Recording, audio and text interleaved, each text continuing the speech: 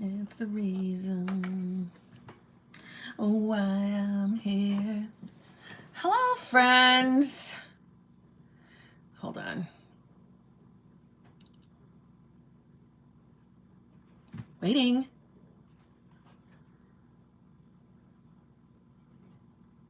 There we go. Okay. Okay.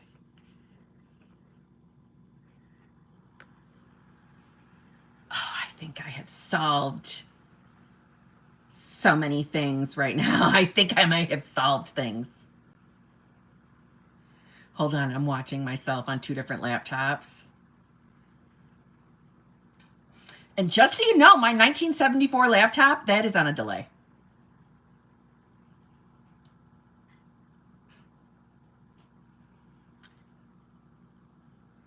What a delay! I'm watching the delay. Oh my God, this is so weird.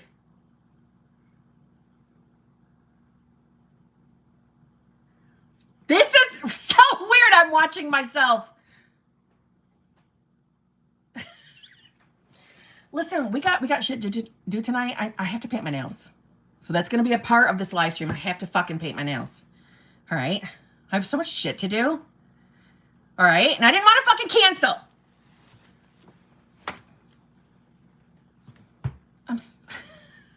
I'm painting my nails tonight. All right? I wanted to do an old color. So I know so many of you care about this. But it's either going to be OPI Black Cherry Chutney or Essie Wicked. Like I went into like the old buckets that I have upstairs in my bedroom. I really want to do Essie Wicked, but it fucking chips terribly. It's probably going to be this one. No one cares. But I got to paint them while I'm working here, okay? I think I might have solved the issue with the membership, your free once a month chat that you get to do, your super chat. If I leave the live on my new laptop playing but muted, I think I can keep up with the member chats. Okay? And I didn't feel like doing my fucking hair. And I'm wearing a sweatshirt and it's got shit all over it. I'm fucking tired. I'm busy. Busy. I have... So let me turn on the heat because I can feel sweating is in my future. Yeah. God damn it, Kim. All right. 65 is not acceptable when I'm talking. It's too hot. I don't like to be hot. All right. I'm going to shut up. And I'm gonna get to work. How is everybody? I feel like I haven't talked to anybody in so long. Thank you for all the condolences. I've received so many emails. That was very, very nice. Really, really appreciate that. So I've been a little, discombobulated. And I'm just catching back up. This is my catching up week. I have so much stuff to catch you guys up on. And the more time goes by, I'm collecting more things that I need to catch you guys up with, which is starting to stress me out. I'm like, I need to talk to them about stuff. And then who knows what's coming in the future. I mean, I know what's coming in the future. More changes, good changes. But I ain't saying nothing till it's here. Because you know me, I don't say nothing till it's officially in the 3D. There's so much stuff. But anyway, I can't wait. But I know I don't like when people do that to me. Tell me that they got this stuff to tell and then they don't fucking tell it. It's annoying. I know it's annoying and I'm sorry. But it's because I like to tell you guys fucking everything. And in case my best friend's watching, I do love you so much, but I do tend to tell these guys everything first. I do. HBICs are my damn family. But I still love you. You're my best friend for life, okay? Forever and ever and ever. All right.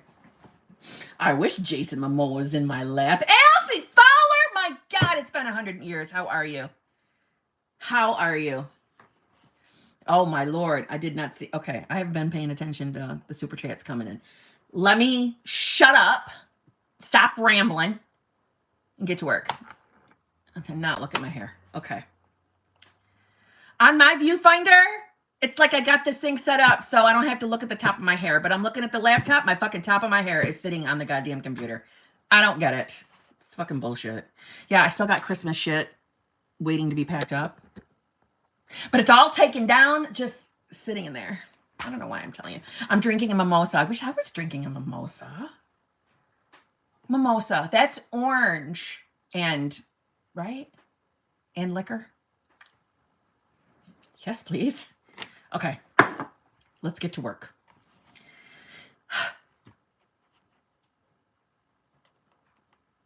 All right. Ooh, Morgan. You know what, Morgan? I always butcher your fucking name. Is it Eckstein? Eckstein? Don't kill me. Okay. Kim. I think states finally clicked. This makes me very happy. I was thinking it had to be this overwhelming, awesome, high feeling. Nope. It can be, but it doesn't have to be. But I'm calm and just know it feels like I'm in a relationship and he's my ideal version. Good? More than good. Phenomenal. Above and beyond. No words. Yes. Yes. States of consciousness. It doesn't have to feel the same for every other person. I tried to give examples to share the different feelings I've had while embodying or first stepping into a state. You know, when I first started really understanding what states of consciousness really even was, obviously we all know where I was at that time because I've only told that story a million times. But, you know, once I got out of that solo vacation, just embodiment in itself, I started to get that happy butterfly feelings, you know? Happy butterflies, excitement. And then it kind of mellowed on down. And it was just a neutral, but very, very confident knowing feeling inside. And, you know, I've had other moments where, like, I can't express the feeling. Like, I can't even put into words the feeling I'm having. So it's for me, it's not always the same exact thing, and that doesn't matter. Because listen, in your normal human experience, don't we have varying feelings throughout our day, throughout our week, throughout our months? It's normal, right? We're always fluctuating. So of course, the feelings are going to change. And like, I'll use the example of when you are first, you know, in a relationship, right? We're all in the puppy love stage, blah, blah, blah. But eventually it should get to that place where it's just normal. It's just normal that you know that person loves you and you're in that relationship together and you're just in that trusting, knowing place. It's doesn't have to be happy butterflies. It's just done. It's mine. It's normal. It's normal for me to think that I'm in this relationship. So, Morgan, I'm very, very happy for you. Well done. And I am very glad it finally clicked.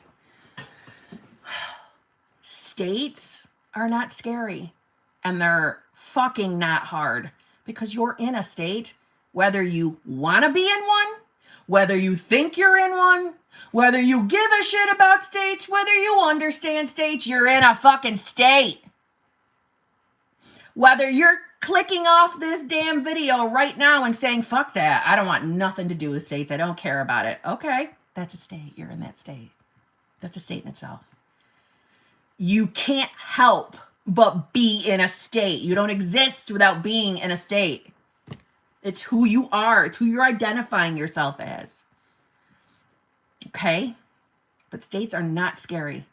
And goddamn if they're not the easy way to go, because there's no work, really. It's just decisions. Deciding to be the new you. It really is that simple. Really, really is. Okay? Okay. Well done, Morgan.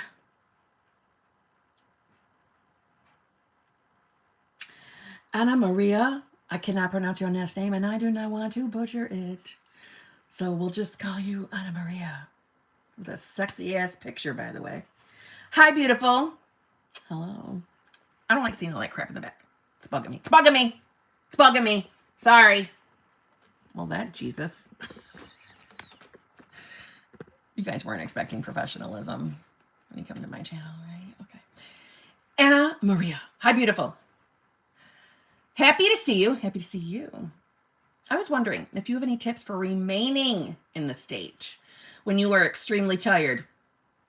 I understand that. That's when I noticed I might fall out a little bit faster. Thank you. Love you. Love you too. And yeah, that's normal. Normal. I shared, and I don't remember what live stream it was. I feel like it was some of my more recent ones, that times that I've noticed that I do pop out of the state is nighttime. It's nighttime for me. You know, who knows the exact pinpointed reason why, but yeah, I think being a little tired, feeling run down, that's when I do feel the most run down, is nighttime, which makes sense, doesn't it? Now, as far as remaining in the state, I just want to say that, it's very important for everyone to understand.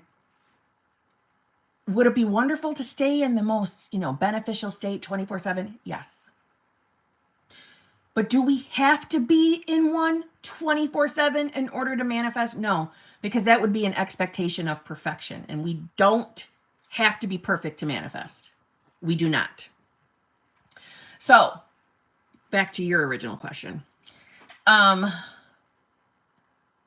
As far as remaining in the state, what you might want to do is first figure out what's kicking you out. So you're tired. Okay. You're tired. But why is being tired popping you out of the state? Why do you think that is? What does your mind give you for an answer when you ask yourself that question? And let's start there. Also, along with the fact that we don't have to be perfect, you want to be easy on yourself too. I don't put, anymore anyway, because for a while I was hard on myself because, well, I make videos, so I have to have no problems in life. I have to be in the perfect state 24/7. I put that pressure on my shoulders until it got to a point where I'm like, no, that's not fucking real life. That's not who I am. I don't want that pressure of I've got to be on all the time. I want to just love my life. I want to enjoy it. I don't want pressure. So give yourself grace. And I guess that's why I really, really hammer home about the not needing to be perfect.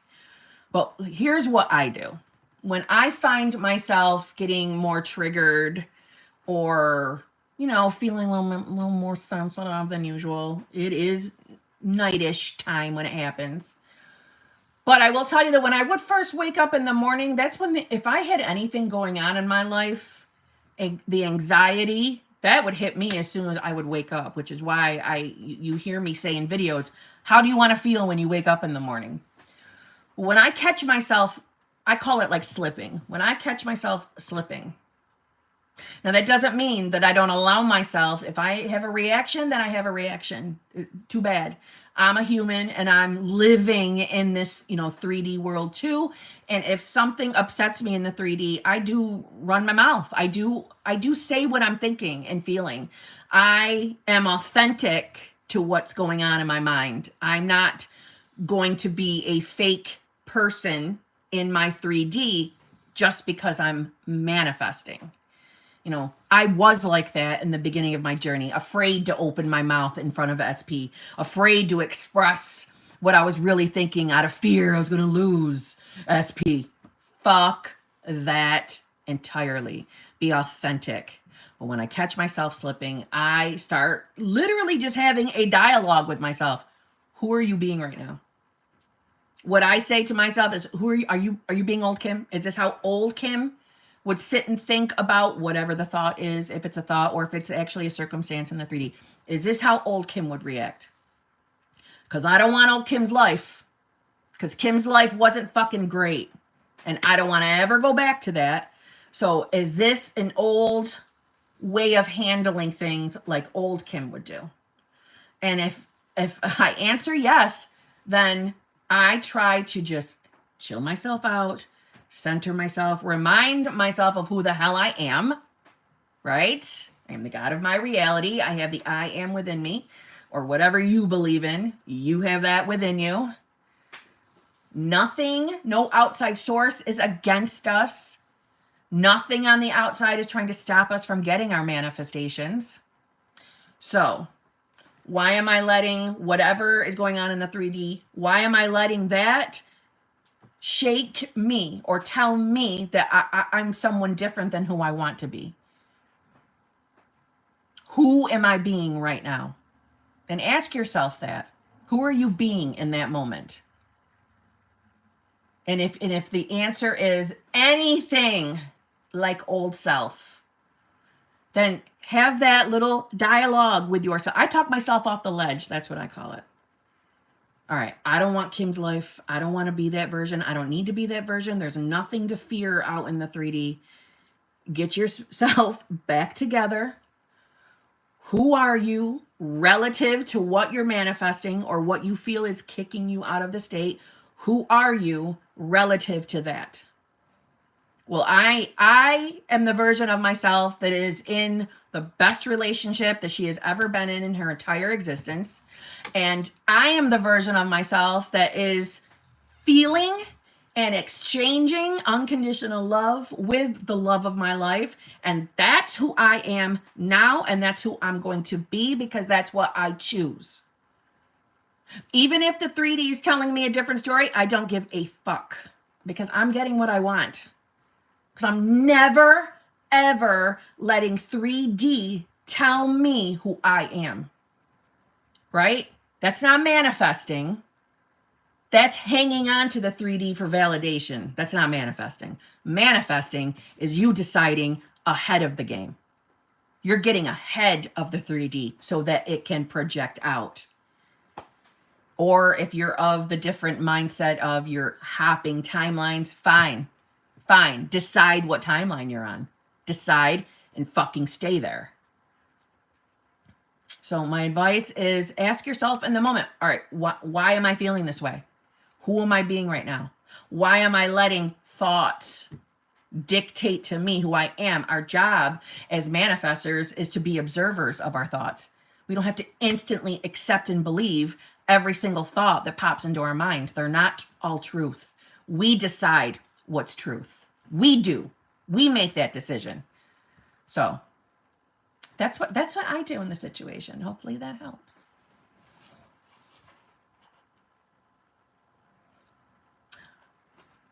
Christina, I'm revising Kim and I feel amazing. I'm loving this.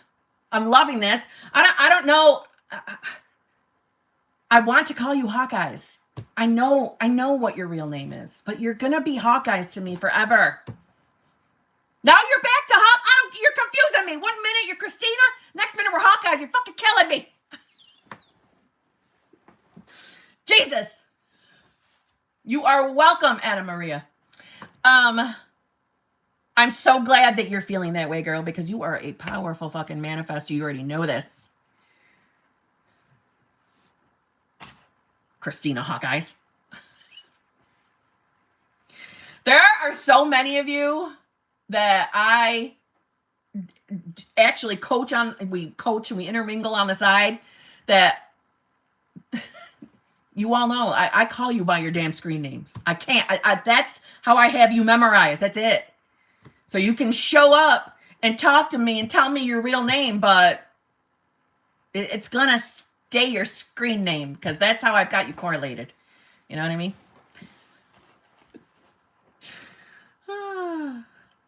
Look at Lauren being so, oh, Kim, you look gorgeous. Thank you so much, Lauren. Best friend. Love that. Michael Pitts. Hello, Kim. And Poop. Hope 2023 is off to an amazing start. Go with Cherry. Oh, I am going with Cherry. And thank you so much. Bad Kitty. Bad Kitty's here. Love it. OG in the house. Michael Pitts, thank you so damn much. Thank you, thank you, thank you. Poop's passed out, though. Poop's passed out. Like, she is straight up passed out. She's something else.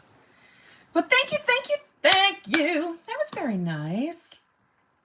And listen, Michael Pitts and any other HBIC, we've already declared 2023 belongs to the HBICs. This is our year. This is the year we get what we want. We are accepting nothing less than that because we do what we want. No one dictates to us how life is going to be. We decide, don't we? HBICs, head bitch in charge. Boy, boss, badass. We're in fucking charge, right? This is our year. It fucking rhymes, so I say so. It's our year. This is the year of the HBIC.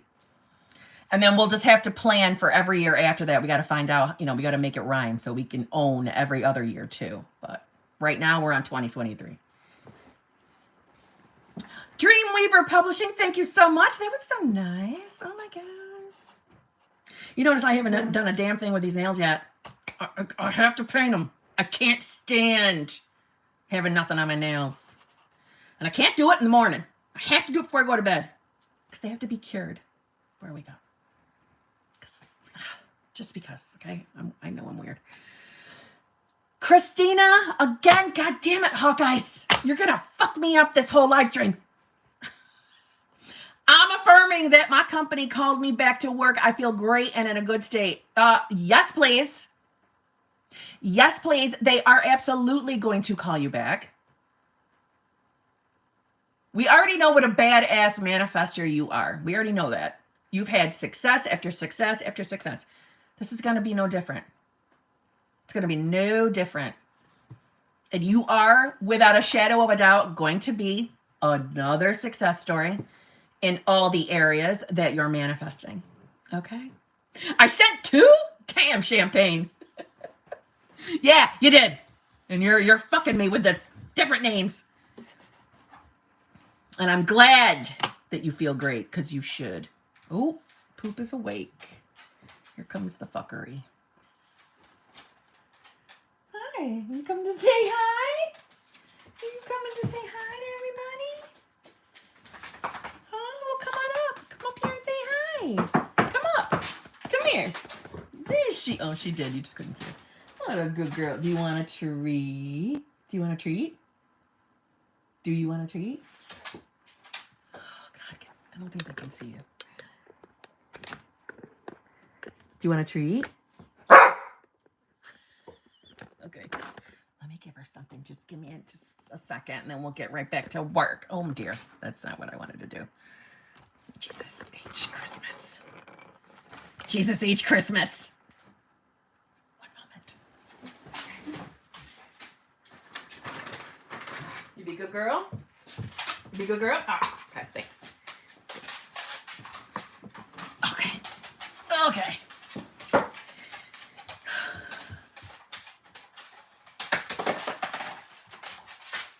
Okay. VC, thank you very much. Wow. Okay. Hi, Kim. I know it's been a long time. Things with SP were showing very good progress, and now I haven't heard from him for a week. And this really came out of nowhere. I was in the best state. I've been 2 weeks ago. Now, wait. I got to read that again. I was in the best state that I've ever been 2 weeks ago, and now I feel so low. Okay. So, and you haven't heard from him, so I'm sure that's making you feel like even worse shit. I get it. Been there. All right. So, ironically, I'm pretty sure I put this in a video the other day, but remember that when anything is happening in our 3D, anything, literally anything, it is us, so you are deciding what the 3D is. So what I mean by that is you're deciding good or bad, right? So right now, I know it doesn't feel good that you haven't heard from him. I know that doesn't feel good at all. I wouldn't like that either. But we don't have to instantly label it as bad. Now hear me out. I know that anybody, and you know what, honestly, including myself, because like I said, I wouldn't like it either. It wouldn't make me feel good. okay?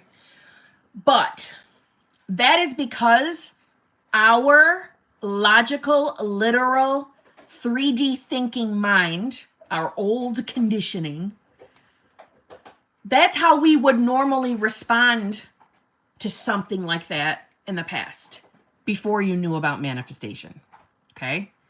So that would be an old way to respond, is to look at a circumstance like we haven't heard from SP in a week, and we instantly want to give it the label that, you know, holy fuck, this is bad. Where's SP? I haven't heard from them. Are they friggin' been in a car wreck? Are they ghosting us? Do they not love us anymore? All the things. Okay? But that's why logic, literal thinking is not invited to the manifestation party. That's why. Because our job as manifestors is to deny our senses. Deny what we're seeing, what we're experiencing. That's our job. Denial. Living in delusion. And sometimes it's not easy because the 3D can suck tits. So I know in this moment, what you want is to hear from SP. I know that. And you will. You will. You're feeling down, you're feeling low, and that's only because of what state you're in right now. It's all it is. It's all it is. And your perception, right? Because our perception is always related to what state we're in. So your perception right now is seeing things as being shitty, right? It doesn't have to mean that. You have total control of what meaning we're giving it. You have total control over your 3D altogether. So, logically speaking, yeah, that would not be a comfortable experience. But manifestation speaking, it doesn't have to mean dick. It doesn't have to mean dick. Why do you think Neville Goddard and every other damn author that's talked about manifestation since way back when always says in some way, right? They all change their wording, but it's all the same thing. Deny it. Deny your senses. Deny what you're seeing in the 3D. Deny it. You don't have to accept it. You don't have to see it as truth, as fact, as planted in cement. You don't have to see it. You don't. The only thing that should be in your focus right now is who you think you are relative to that manifestation. So who are you right now? What is VC? What is VC's life in the love relationship category? Are you the version of yourself that is having your dream relationship? Is that who you're deciding to be? Or are we deciding to look at the 3D and let the 3D decide who you can be? Well, the 3D right now is not comfortable. It feels like a lump right now, lumpy bump, right? So are we going to let the 3D tell you that you can't have what you want because of this stupid circumstance? No, you're not. No, you're not. You're going to hear from your SP. You're going to decide that you are the version of yourself that you want to be. And let me tell you something. I've shared this probably too many times now, but September sucked for me. September was a rough month because that was a month that I got into a state that was really fucking uncomfortable. And I'm sure it's how you're feeling right now. Really fucking uncomfortable. And it feels like you can't get out of that state. I felt trapped. I felt very trapped. I felt panicked because I couldn't get out of the state. And because of the knowledge I have about states of consciousness, I knew, Kim, all you got to do is check your state and you're going to feel better. So having that hanging over my shoulder didn't make me feel any better. So what I chose to do is I put all the focus on me relative to my manifestations, or what categories I was manifesting in. So when it came to love and relationships, my focus was on who I thought I was relative to that subject area. Not what the 3D was telling me who I was in my love relationship category. I got focused on what I fucking want and what I'm refusing to accept ever again in love relationships. You know, and part of that was letting go of any limiting beliefs that were coming up. And of course they were coming up because that was a state I was in. So uncomfortable limitations bubbled up. And I was in a place of, I am not going to live a life that doesn't bring me fucking joy every fucking day. I want what I want, and I will not accept anything less. And that is the same mindset that you can start thinking like right now. Because every one of us has that same opportunity. Every one of us has the power to decide, I want what I fucking want. Why are we going to let the outside world tell us what we can have or who we are, what we're allowed to have, right? We're letting outside people, outside circumstances tell us what we're allowed to have, what we're allowed to experience. Fuck that. Fuck that on every level. We know about manifestation. We know who we are. We can have whatever the fuck we want, literally. Literally anything we want. You want your dream relationship with your dream specific person? Then fucking decide that's who you are now. That's who you are. That's what your life looks like. You tell yourself that every fucking day. This is who I am. I am the version of me who knows I am loved unconditionally, that I'm a fucking catch. I'm a high value woman. I'm fucking fun to be around. I deserve the best in life. Because I have the best in life to give to the person I love. It's a mutual, unconditional love. That's what I'm experiencing now. I'm deciding that I am in the best relationship of my fucking life. And I'm living out my dreams in this relationship. And I get to be happy because I fucking say so. Because that's who I am now. Do you see what I'm saying? You start adopting that fucking mindset. With repetition, you're going to do it every fucking day, even if the 3D is telling you a completely opposite story. Even though you're not hearing from him for a week. I know that doesn't feel great, but fuck it. That does not have control over you. Get ahead of your 3D by deciding who you want to be. Don't let the outside world dictate to you what you can have. You have so much more power inside your mind than you are giving yourself credit for. You've manifested many wonderful things, VC. Many wonderful things. And you haven't come all this way on this journey. I say this a lot to people, but I mean it. You haven't discovered manifestation. You haven't gotten on this journey and started evolving, because that's what we're all doing. Every single one of us is in the midst of evolving. You haven't evolved to end up not getting what you fucking want. Okay? That's not what happens here. That's not.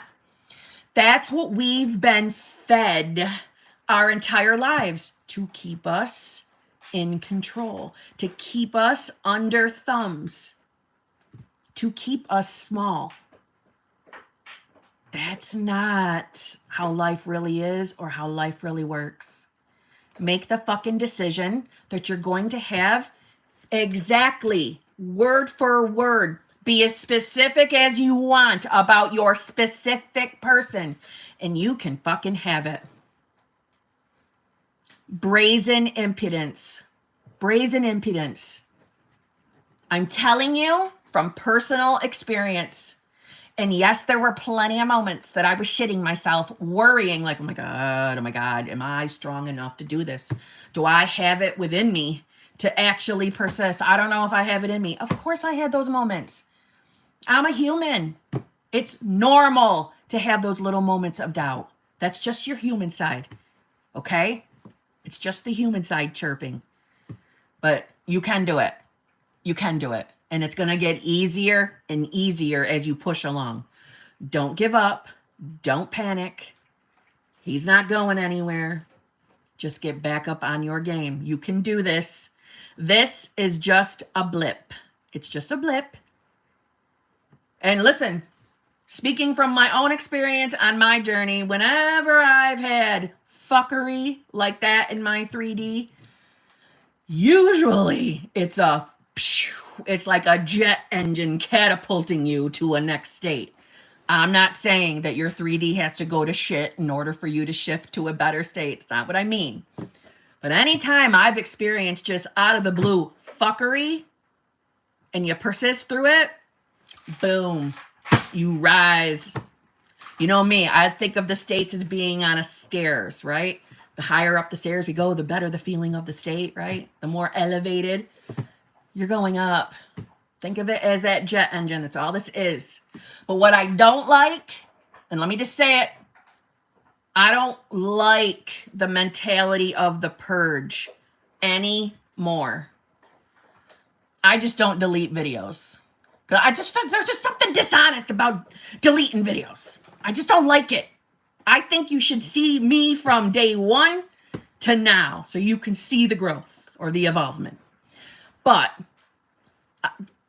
don't buy into the purge. You're not living in a purge. You're not having a purge. Purge is limitation. Purge sounds like I have to go through shit. Life has to be horrible. Then it can be good. That's what that sounds like to me. So I don't like that. So don't tell yourself it's a purge. It's nothing. You're all right. Your perception is seeing this as shitty only because of the state you're in. That's all it is. It's nothing more than that.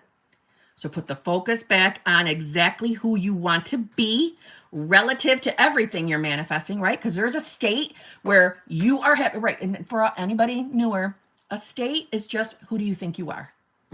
Or another fancy way of what reality you're in, okay? But there is a reality, there's a state that exists that you have everything you're manifesting. The career of your dreams, relationship of your dreams with your specific person of your dreams, the bank account of your dreams, the best health, the best whatever with your body looking up, whatever, all your dreams. That exists. That's already happening. That version of you is alive and well, and you can be making that decision right now that that's you now. No limits. There are no limits. Don't let this, Shadowland, the shadow world, or what did Katie, I forgot the exact words, but I think Katie from Create Your Future said something like the land of the dead or something like that. I think Neville said something similar, and now I can't fucking remember. Oh my God, I'm just tired. All this 3D shit is old. It's old. When we get upset with our 3D, try to remember you're getting upset with the weather report from the 1976 newspaper. It's old fucking news. It's old you, right? Your current 3D is the manifestation of the dominant state you had been embodying. It's all it is. It's all it is. Okay? Your 3D. If you're getting triggered and upset by it, just remember you're getting frustrated with the weather report from the 1976 newspaper. We don't have to give a fuck. Put the focus on who you want to be and just stay there. Okay? Thank you very much, Jay. Let's get those likes up. Thank you. I appreciate that. Thank you, thank you, thank you. That was very nice. Oh, she did. I did not know that, Lisa. I didn't know Katie left to Create Your Future. Does she still exist? I mean, is she ever on Tana or something now? God, I am so behind on the times. So,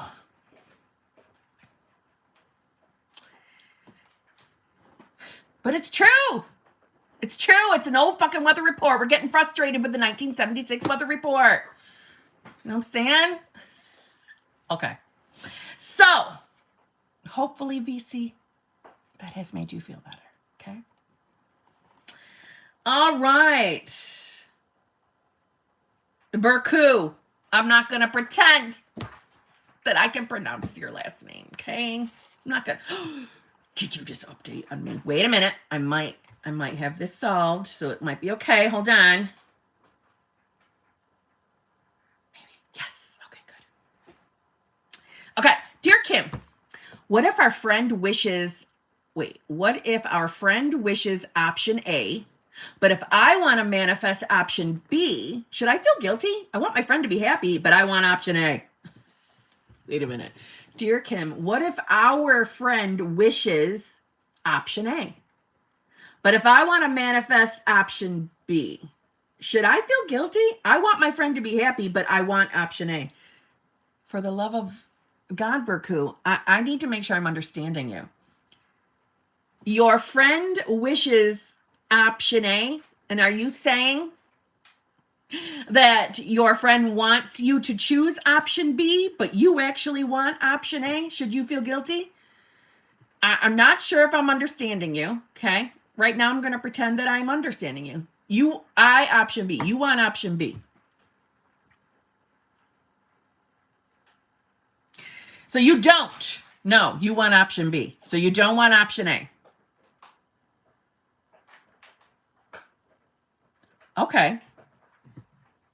I'm not going to lie to you. I'm still a little confused, but I'm going to do my best to answer, okay? Right. You want option B, but friend wants you to have option A. Is that what we're saying? All right. Should you feel guilty? Okay. No, you should not feel guilty about anything. Ever. Your friend, although I'm sure is a lovely friend, no offense to your friend, okay? No hate to the friend. But your friend is not the God of your reality. You're the God of your reality. So your friend has friendly advice, but let me put it to you in Kim talk. I have a best friend, and I have been best friends with her since I was 4 years old. I shit you not. Literally. She ran me over with her big wheel. That's how we met. And then she denied it, lying bitch. But I love her. Okay, I would do anything for her. Okay, she's my bestie bitch. But if there was, like, say, a conversation where my option B is my current SP, and she wanted me to choose a different person, while I love her, fuck no, I would not feel guilty about saying, fuck off, bitch, I'm choosing B. I want what I want. And she's my best friend. See what I'm saying? And I would not feel guilty. I wouldn't feel guilty to say, fuck off to my mom. And I love my mom. I want what I want. This is my reality. I'm picking what I want. And no, I would not feel guilty. Okay? Well, see, Burku, not going to lie to you, though. Okay, so then your super chat was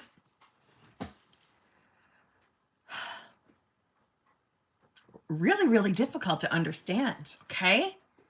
For the love of all that's holy. So let's go back and read some shit here, Burku. All right. So this is a decision for my friend's life, but it is affecting me also. This option's about her. Yeah, but okay. Yeah. May I just confirm once again, your super chat was nowhere near understandable.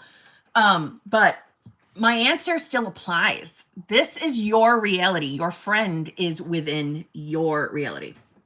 So like right now, from my perception, you're all in my reality.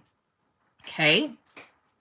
So my best friend, my specific person, my son, my father, my mother, they're all in my reality. They're all in my reality. Okay? So although we'll use my best friend as the option again. If I wasn't crazy about her option, nope, I better not say this. Better not say that, Kim. Don't do it. Pick a different example. Okay.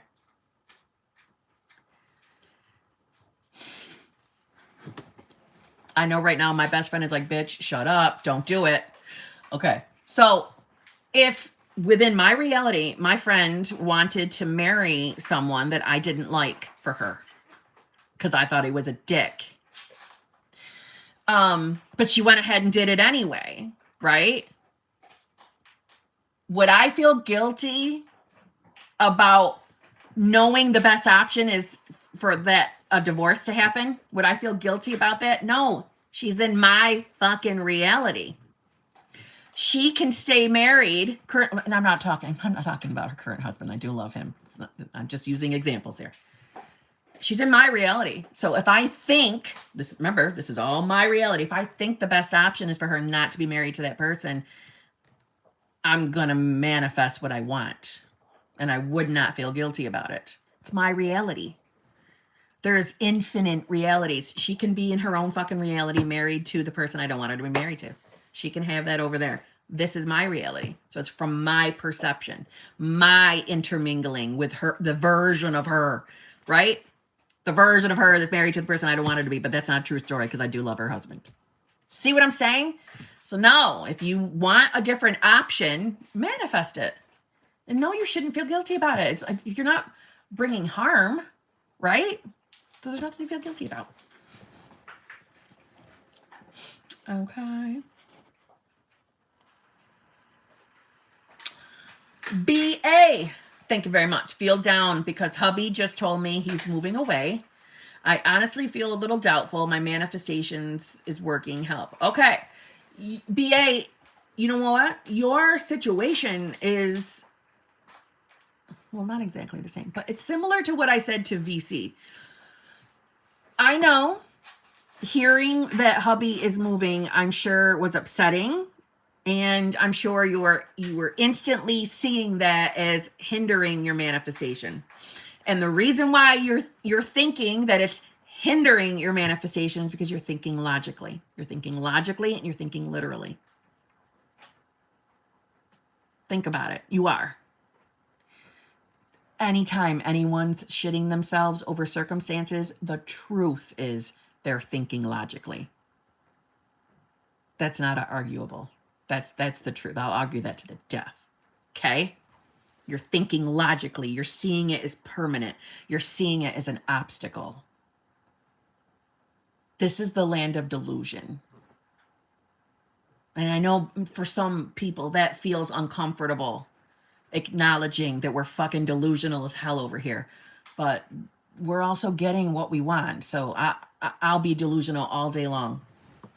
And loving every damn second of it because I know I'm getting what I want. See what I'm saying? So I know that's scary to you. Okay? I know you're seeing that as permanence or, cemented. Oh my God, he's moving away.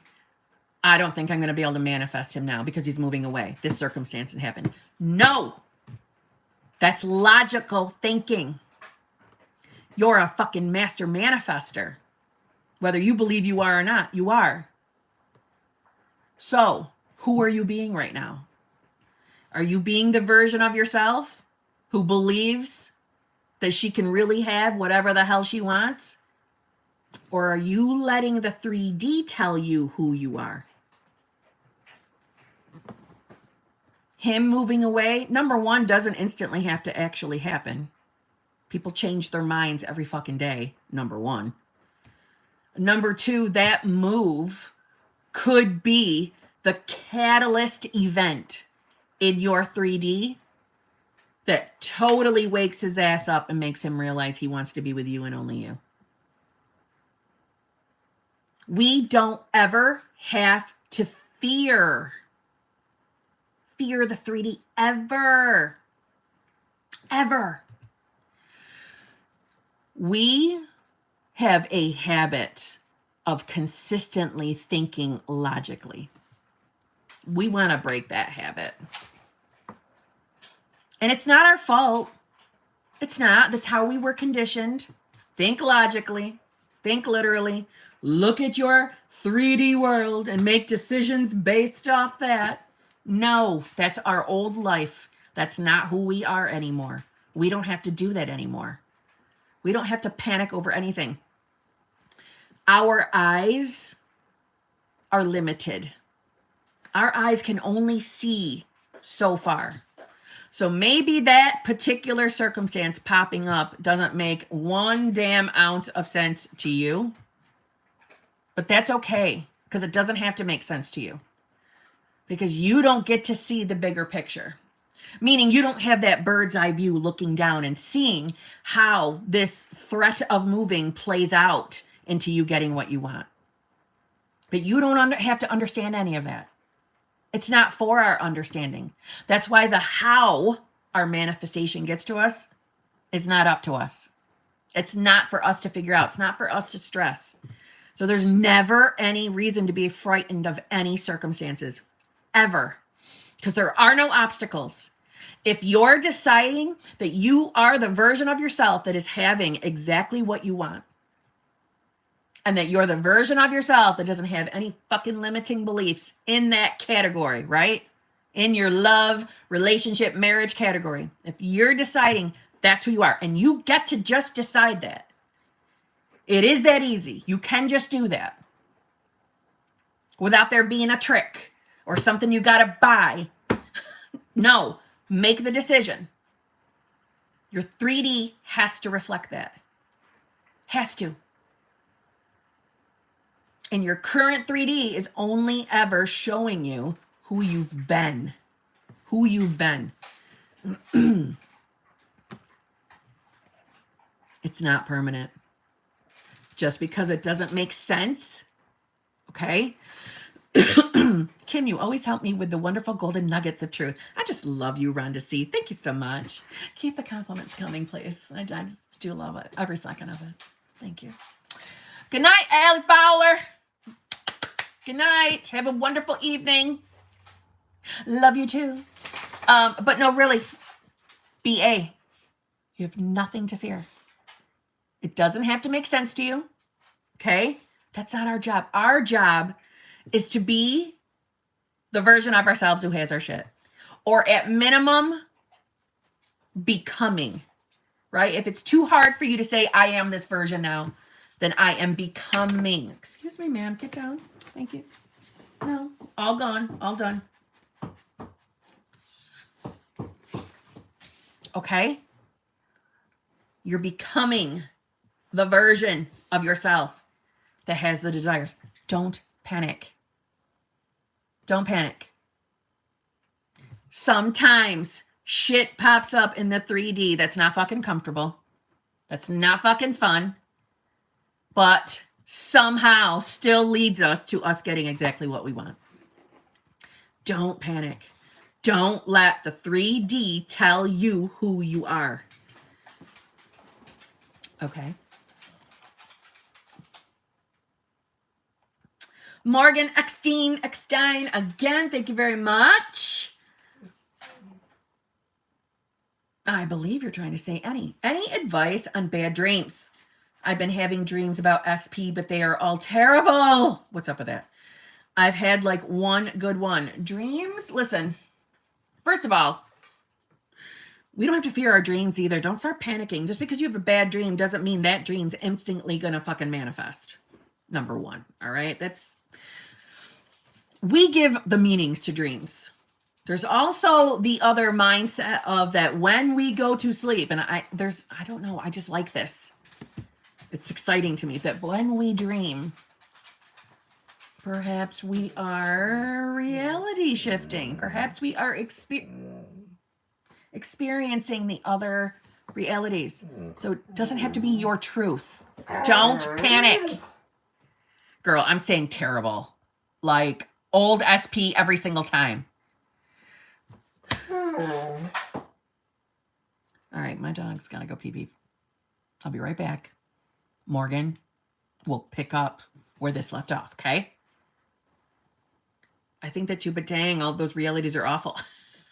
But that's not your current reality. You don't have to worry about it. Remember who you are.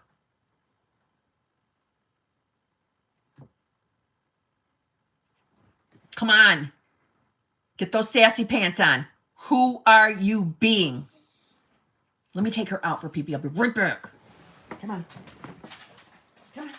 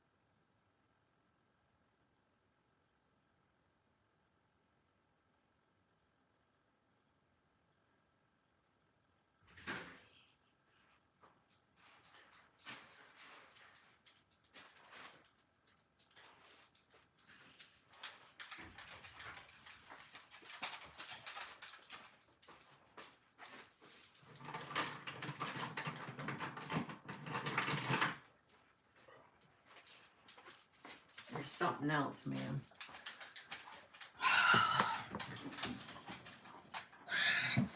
She was a very bad girl outside. Very bad girl. Had to run outside with my damn shoes on. Like slippers. Very bad girl. Welcome back, gorgeous kid. Well, thank you, Jess. It took much longer than I expected. I apologize. Anyways, back to Morgan. Don't fucking panic over dreams. Dreams don't have to mean shit. They really don't. They really don't. You know, at one time I would have said that, you know, it's your brain processing. Just processing. Especially like if you're listening to night tapes, it's very common to have shitty dreams. But I'm very, very open to the idea of that we're just reality hopping, which makes sense. Deja vu moments, they're not deja vu.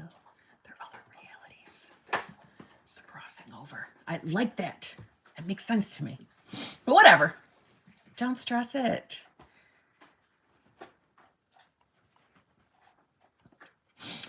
Dreams don't mean they're going to instantly manifest. Okay? Amber, thank you very much. Hi, Kim. Could you talk about the difference between limerence versus living in the wish fulfilled? What an interesting question. What the fuck is limerence again? Somebody look up the definition of limerence, because I don't remember.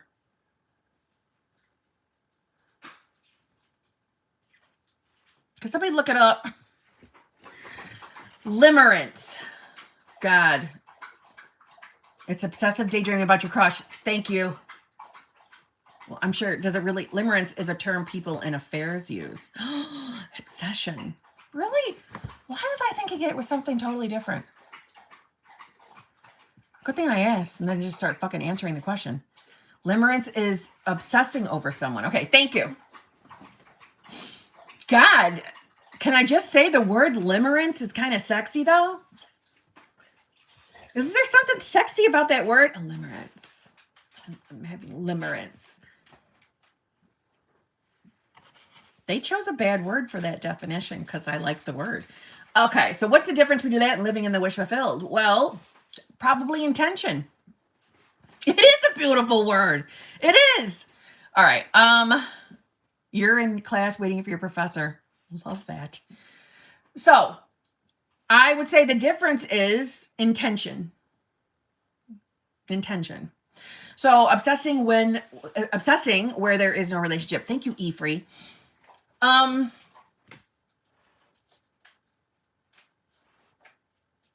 want to see it for myself though, because it's gonna bug me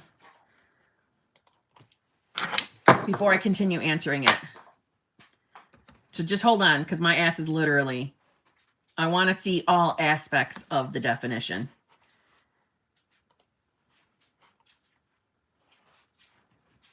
The state of being infatuated or obsessed with another person, typically experienced involuntarily and characterized by a strong desire for reciprocation of one's feelings, but not primarily for a sexual relationship. What are the 3 stages of limerence? See, I'm glad I looked this up. Infatuation, crystallization, and deterioration. Jesus. Okay. So I think it's pretty well established, I poop, on my channel that me and, you know, like psychology, even though I have education in psychology, are not friends. Okay? And just the word, well, unfortunately, it's called limerence. I like the word limerence. But the definition of limerence sounds very...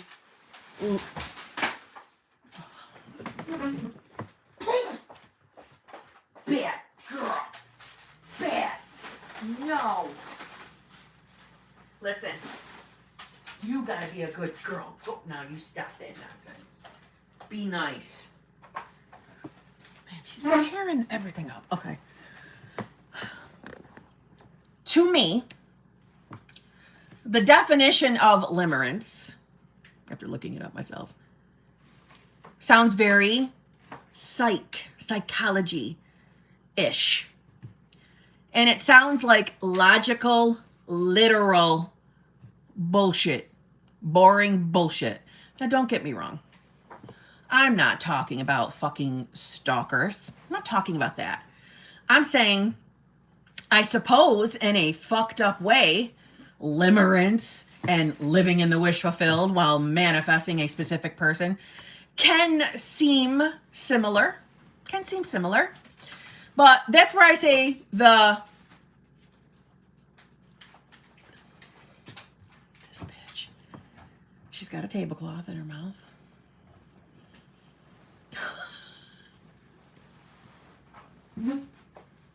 Hey, you know better. You're bloody killing me tonight, poop. I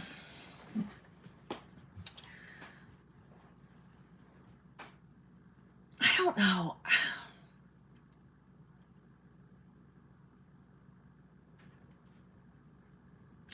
If you're asking me if they're one and the same, I don't think they are.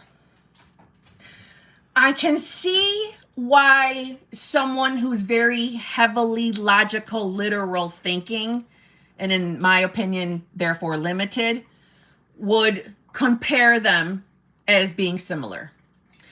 And, you know, I'm very aware that within the manifestation community, that there are a lot of people,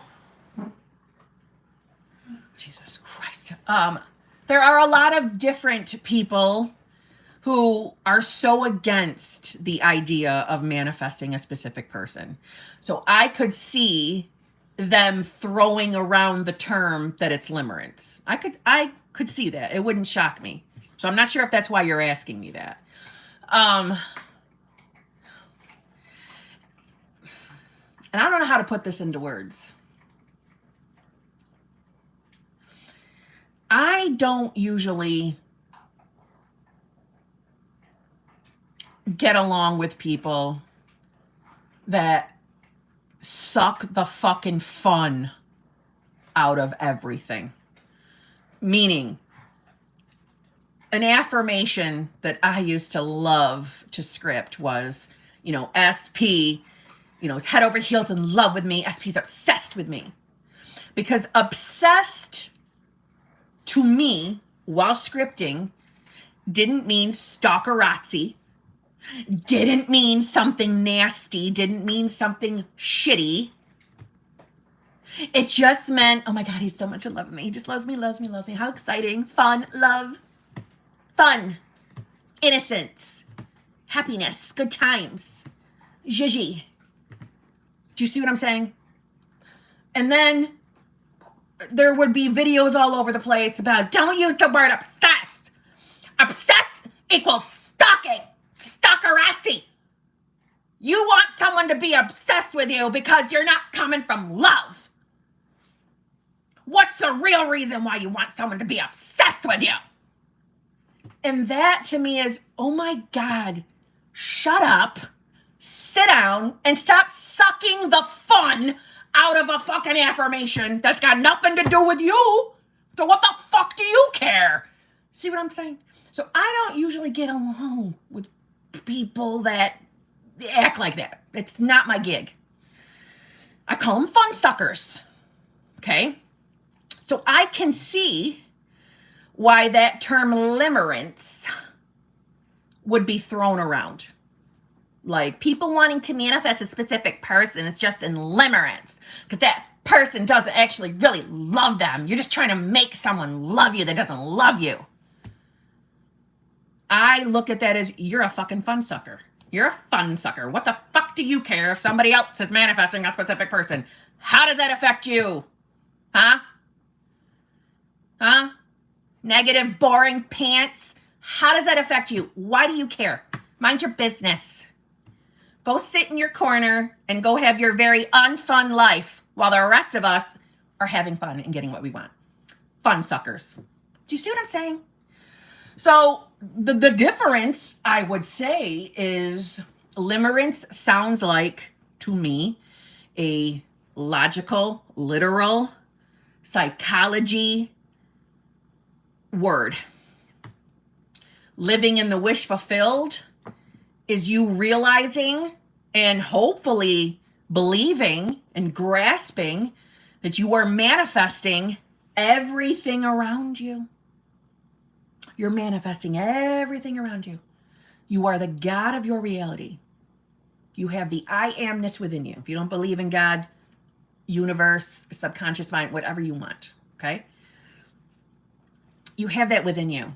You have the ability to experience anything you want. So living in the wish fulfilled is just you deciding to be the version of yourself that is having the wish fulfilled, having the manifestation. You're being the version of yourself. You're only changing you. You're not hurting, harming, doing anything to anyone really, because you're just manifesting. You're creating I hate the word create. You're deciding to have what you want. And if there are infinite realities, there's gotta be a reality where that outcome that you're desiring, your wish fulfilled, fucking exists. It already exists if you accept the multiple realities mindset, and I do. So I don't necessarily see it as limerence. Now listen, are there assholes in the world who stalk and act like morons? Yeah. We're not referring to them. Maybe limerence would be better suited for them, for describing them. But as far as being in the manifestation community and we're just sitting at home, living in the wish fulfilled, embodying the state of the version of ourselves who has what we want, and we can be fucking specific and choose a person. I don't care what anybody says. I will battle that to the death. I don't think it was a quinky dink that Neville Goddard put that one specific, very, very specific, manifesting a specific person success story in his book. I don't think that was a quinky dink. It's because we can. You can't say in one sentence that I have the I amness and I can create anything I want, right? I can have whatever I want. I can manifest whatever I want, but I can't manifest a specific person. You just can't do that. How does that make any fucking sense? It doesn't. Do you see what I'm saying? So listen, I know your question was probably meant is just, you just wanted a straight up answer and it led off into a rant. And I'm sorry for that. But I'm assuming you're asking it because maybe someone, maybe they made you feel bad. Boom!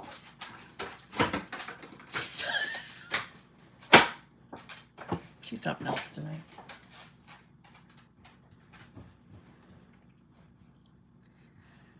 Oh my Lord. Listen, this is not safe, okay? It's not safe.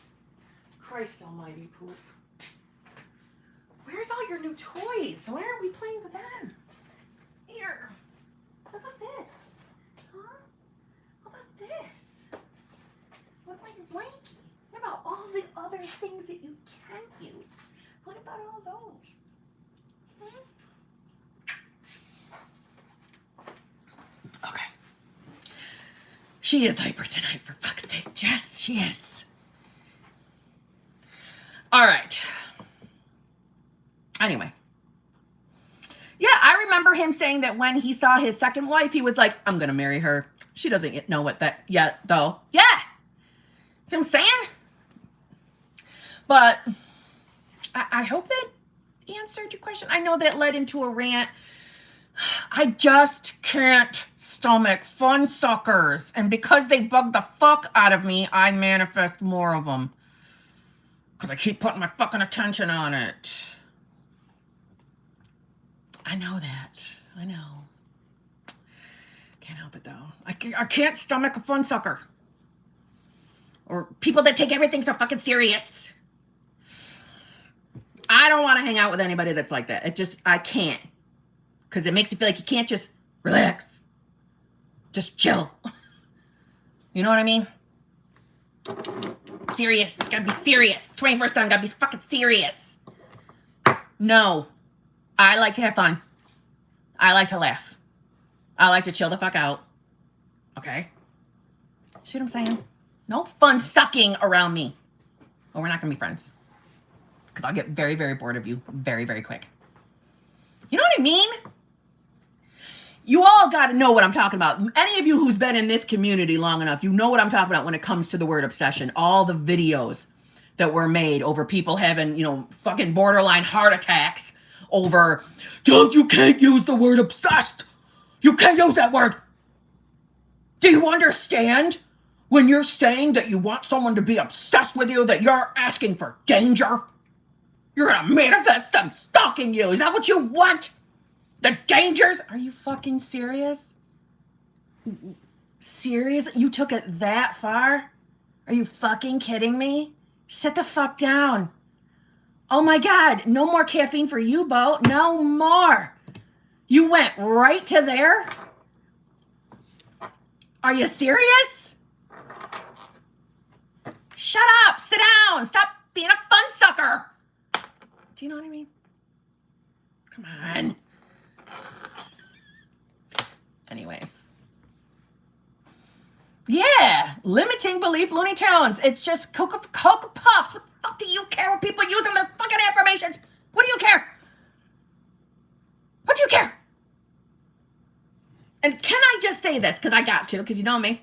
Let me just say this, all right? All right?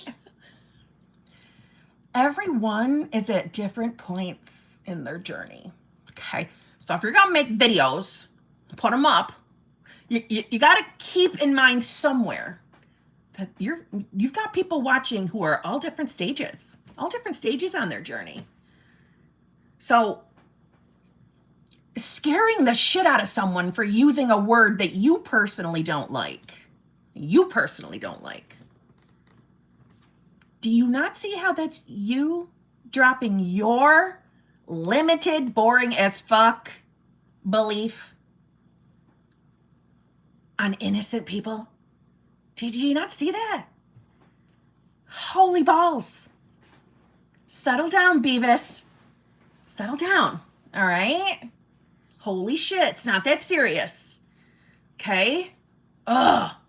The obsessed one used to bug the living hell out of me. Because to me, it was just a fun word. Like, yeah, I know he's fucking obsessed with me. He just loves me. It was fun. There was innocence behind that affirmation. He just can't stop thinking about me. He loves me so much. Innocence. And let me just tell you this, okay? That a lot of people in the beginning of their journey, they're here because they're looking for a means to an end. Okay, a means to their end.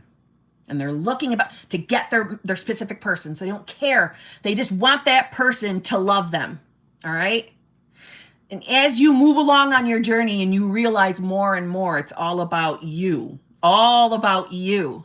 And the more you give a shit and love yourself, that's what gets your person to show up being that way. Whatever words you want to use. That's the trick. Is doing it for yourself first, feeling it for yourself first, loving yourself first, whatever. But you'll learn that on your own pace, or, you're all on your own journey. Everyone wakes up to that at some point. Everyone does. But to practically suffocate someone for using a word that you don't like, the wrong message, in my opinion. It's the fucking wrong message. And you're forgetting that there are people at all places on their journey. All places. And I liked it. I liked using that word. So I came to the ready defense of arguing for that one. Because it bugged me. Because I liked it.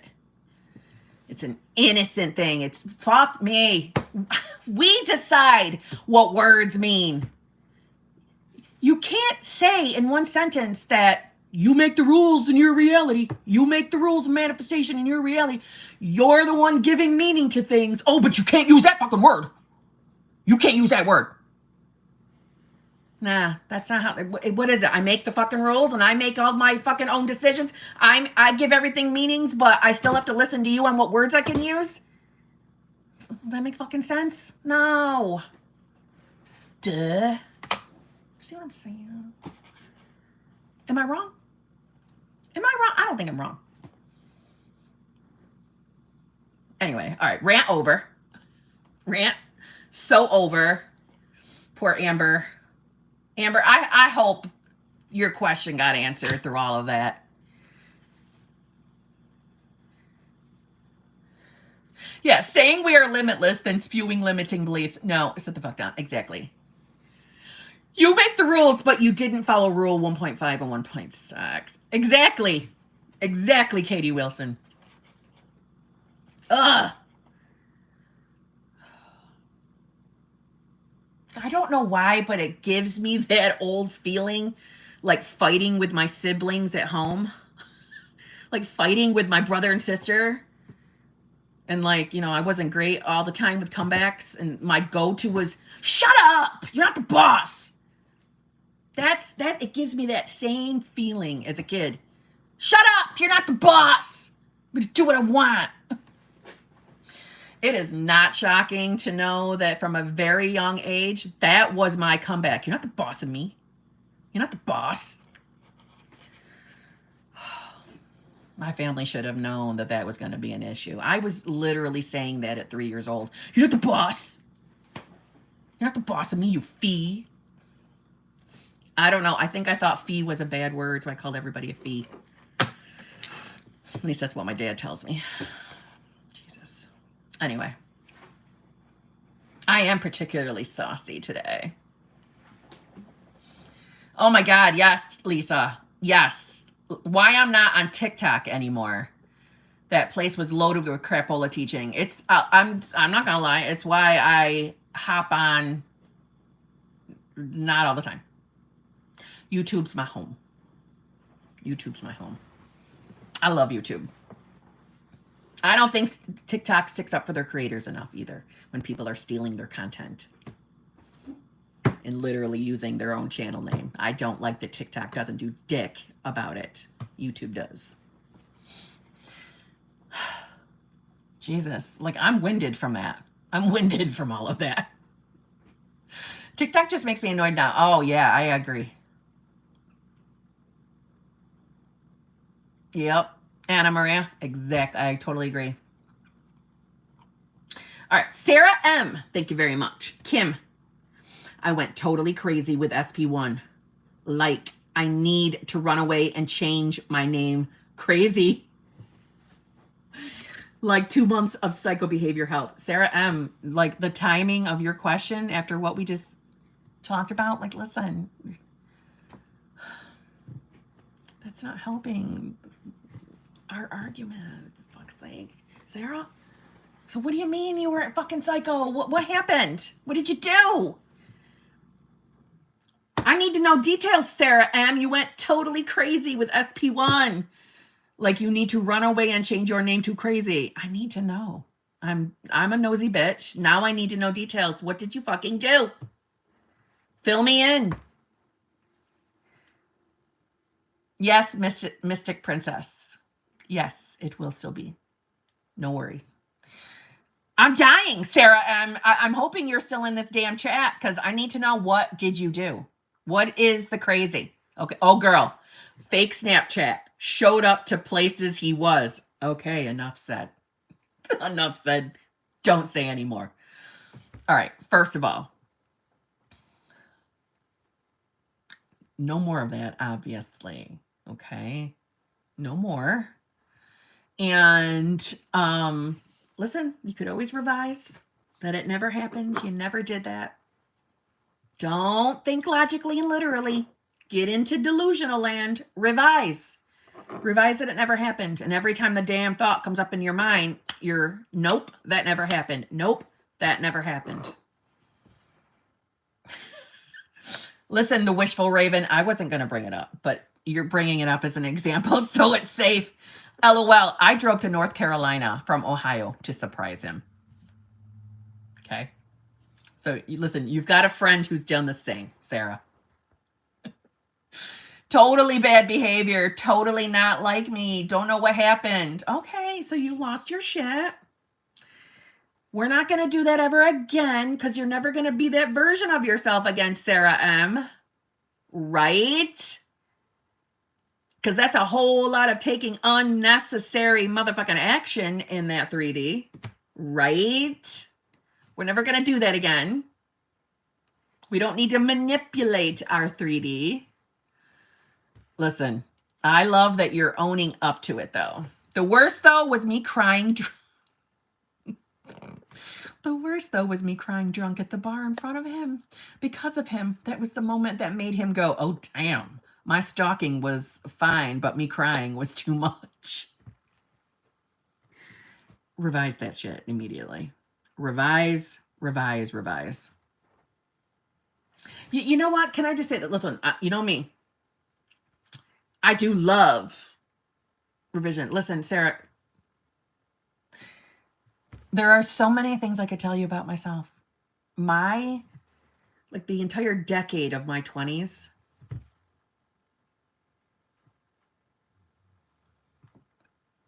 Don't feel bad is all I'm going to say. Okay. Kim plus alcohol plus the entire decade of her 20s. Oh, dear. The drunk crying to boyfriends. Ugh. Ugh. Please. I did it. I did it too. All right. And I didn't know about manifestation back then. So I couldn't revise that shit. I was stuck. All right. Revise. Revise it. Literally. Angela Renee. Sounds like my 20s. Mm-hmm. I was busy. I was busy. The 90s. I was busy. Number one, Sarah, you can fucking revise. You can revise anything. Don't sit and marinate in all the shit you did. Don't do that. Don't waste your time beating yourself up. That's a waste of time. That's you marinating in an old version of yourself that you don't want to be anymore. So let's not do that. Okay?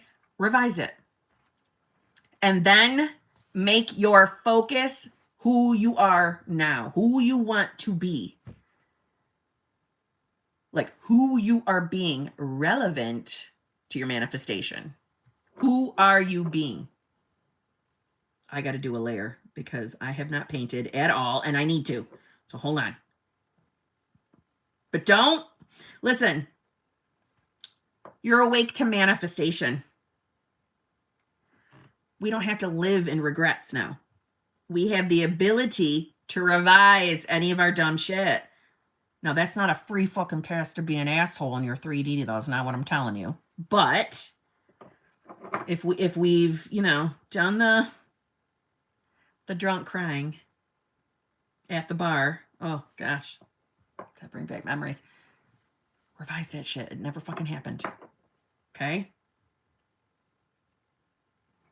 Hold on. I'm almost done. I'm sorry. I warned you I was going to paint my nails. Okay. So, this is what you're doing. You're going to revise and you're going to put all the focus on the new you. Are you hearing me, Sarah M? That's the plan. No marinating. No marinating in what you've already done. Okay? Because if we're revising, we got to stick to the revision. Meaning we can't marinate, beat ourselves up for the things that we did if we're choosing to revise, because we're trying to change that memory. So therefore we'll catch up into our 3D. So we can't have a foot in both stories. Okay? You can't have a foot in both stories, meaning you can't have a leg in marinating in what already happened and then the other leg in your revision. It's an all or nothing with revision. Okay?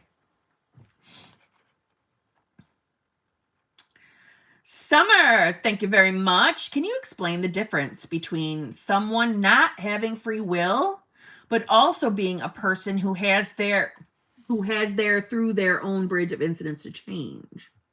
I got to reread that.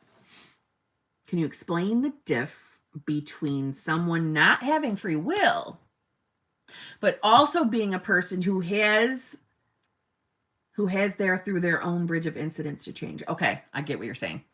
All right. So I think what you're referring to is, and I know I've even said this, that when, like, say, for example, when we're manifesting a specific person, that, you know, we're manifesting a specific version of our specific person. It's too many specifics. We're manifesting a specific version. Sorry, Kim, wait. Typo. I meant someone who has their own thoughts and has to go through their bridge. So meaning, Summer, let's clarify it then. Meaning, when we're manifesting a specific person and we're wanting a specific version of them, and like, let's say that someone asks me, well, hey, Kim, I haven't had any movement. And after chit-chatting with that person, maybe my response is, well, you do realize your person is still a human and has to go through whatever to become that version of themselves that they need to be to bring them into your world or whatnot. Not exact words, but meaning, if SP doesn't have free will, why does any events have to take place to get them to change or get them to show up differently, right? So I'll say, like when, what do you call it? Like solo vacations happen, and, you know, SP is going through shit on his end, even though we don't see it. So it feels like nothing's happening movement wise, but things are taking place on his end. Well, why is that happening if he doesn't have free will? That's what I think you're asking. Okay. Yes. All right. So that's a really good question, because I'm sure other people have had that same damn question, because it sounds confusing. So first of all, you know, there are all different mindsets or aspects around manifestation that, if you were in the channel membership, you would have heard us talking about it last night. She's in the channel membership, so she's going to remember this.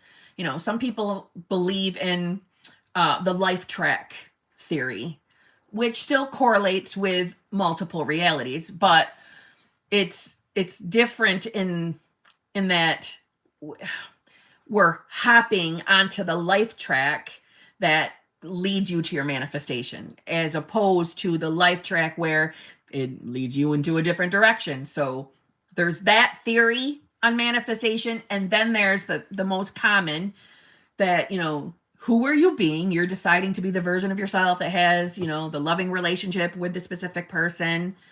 And then the 3D catches up to give you your manifestation, which is a, you know, usually a logical, literal bridge of incidents. So then if they don't have the free will, why are they going through their own bridge of incidents? Well, as far as the free will goes, number one, free will is only really applies to us when it comes to making the decision of what we want, And obviously the free will of choice of where you're going to put your focus. But how everything orchestrates within the 3D is, we no longer have, like, the free will ends there, right? It ends at the decision of, hey, I want this SP. So if we're not into the life track theory and we're into, well, SPs are reflecting us, they will show up reflecting, but they're still humans. They're still a version of themselves, right? They're not robots. They're not mindless robots. They are versions of themselves. So it's like the free will conversation doesn't really even need to come up, because it's not even like you're fucking with their free will. You're selecting a specific version of them. However, we are still living, having a 3D experience. So our mind, our awareness, our subconscious mind is providing we'll call it literal, logical 3D experience, or like a 3D soap opera. So I look at it as storylines. If you think about anything you've ever manifested, most of it, because I'm sure everybody's had what they feel is an instant manifestation experience, at least once, I'm assuming. I know I have. And even with an instant manifestation, there was still some kind of, a moment or two before it appeared, right? But it felt instant. But anyway, your subconscious is providing you a full human experience, So because the people within that we're intermingling with are not robots, they're not mindless people, everyone, including SP, has the same I amness, God, universe, whatever you believe in, within them, just like we do. We're intermingling with versions of them. So I like to think of it as they're still humans. We're deciding who we want to be. And because we have the free will to choose specific versions of them, why it seems like they're on their own bridge of incidents, but really that bridge in a fucked up way is still a part of your bridge, because it's your reality bubble. And I know that it feels very separate because, let's say, I don't know, SP had to change jobs, and that changing of jobs was the catalyst of what woke them up and brought them back to you. It feels like that was their bridge of incidents. That was theirs, but no, it was still yours, because it was movement, or another board down, right? That's how I like to look at it. Another board down on your bridge, your wooden bridge. It was still a part of your... Could you try again? Thanks, Siri. It was still a part of your bridge, because it's you manifesting that person, that specific version of that specific person. So even though there are times that we feel we're not seeing movement, we don't think anything's happening in the 3D, we tend to hear or find out about that movement after the fact. But that's how all of us are experiencing really our bridge of incidents. Because think about it. We are choosing to label certain circumstances as, hey, that's just a part of your bridge of incidents. But it's usually the hindsight of incidents that we're able to point out and see, okay, well, that had to happen in order for this to happen. So all of it is really your bridge. It's not their separate bridge. It's just shitty terminology. It's shitty terminology of saying, well, they've got to go through shit too to become the version of themselves to be with you, right? It's a shitty way of wording it. Honestly, I can see why it would be confusing. But it's really all boiling down to your bridge, because it's your manifestation. It's your reality bubble. That's how I kind of picture it. Like, I am in my own reality bubble, and all of you are intermingling with me. So when I'm manifesting and experiencing my own bridge of incidents, anything that's going on with my specific person, anything with his job, anything affecting my manifestations going forward that we'll talk about at some point, I could look at them. Let's just pretend I don't like a circumstance with his job. I'm making shit up, but I could look at it as it's him experiencing it. It's him, because he's still a human. He's experiencing it. But it's in my experience. It's my reality bubble. So it's my bridge. If I'm intermingling with him, all things are a part of my bridge. I'm hoping that's making sense and not sounding more fucking confusing. It's almost like the bridge can be a winding road with some of the stuff that's happened. 1 million gazillion %. 1 million gazillion %. Yes.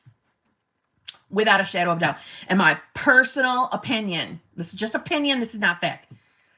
I think we have influence on the windiness of that road. And I think our influence on that windiness is our responses to circumstances. Not saying you can't ever have a response, you can't have an emotional response. That's not what I mean. But just like I talk about, don't worry about the fucking middle. Don't look at all the circumstances as something more for us to fix. Keep your eye on the end goal, right? On the wish fulfilled. Put your eye on who you are relevant to what you want, not the current circumstances. But we as humans get into our human moments and we look at circumstances and we start fucking panicking. And then our attention goes on, oh my God, we got to fix this experience. And we'll go back to using like the SP job thing. All right. So say SP, works a job that's 100 miles away and it's going to affect us seeing each other. I could panic and think, oh my fucking God, how am I going to stay my SP if he's 100 miles away with a job fucking whatever? I could panic and start seeing that as a circumstance. I have to start fixing that. No. Job stays close. Not 100 miles away. Not 100 miles away. My attention has now left my wish fulfilled. It's now focused on the bullshit in the middle. Had I just decided this doesn't matter. This is just a circumstance. I'm still getting what I want. Allow the 3D to flow. I think that the solution or maybe the insight into don't fucking panic, girl. This is going to be good for you. Somehow, some way, this is good for you and your manifestation. I think that the board would have went down a lot quicker and a lot straighter. I think it's when our attention goes on fucking stupid circumstances, even though they feel really real and really scary. When our attention goes there, we are the ones influencing, slowing shit down and making that fucking road or that bridge more windy. That's just my opinion. It's my opinion. But I think we have influence on time. I do. We don't control it, we influence it. And it's what we're putting our attention on, what we're fucking worrying about instead of just staying focused, not letting the 3D because it doesn't make sense to us or a circumstance doesn't make sense to us. Instead of panicking, keep your eye on the prize, who you are relevant to your manifestation. And I think things would move along a lot quicker. I am just speaking from 100% truth, 100% my heart, my true experience.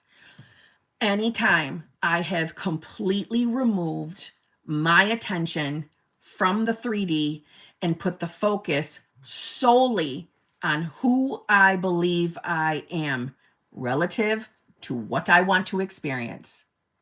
Every time that I've brought everything to me and who I believe I am, my 3D, like clockwork, begins changing. I'm telling you, in no more than 2 weeks, and certainly sooner.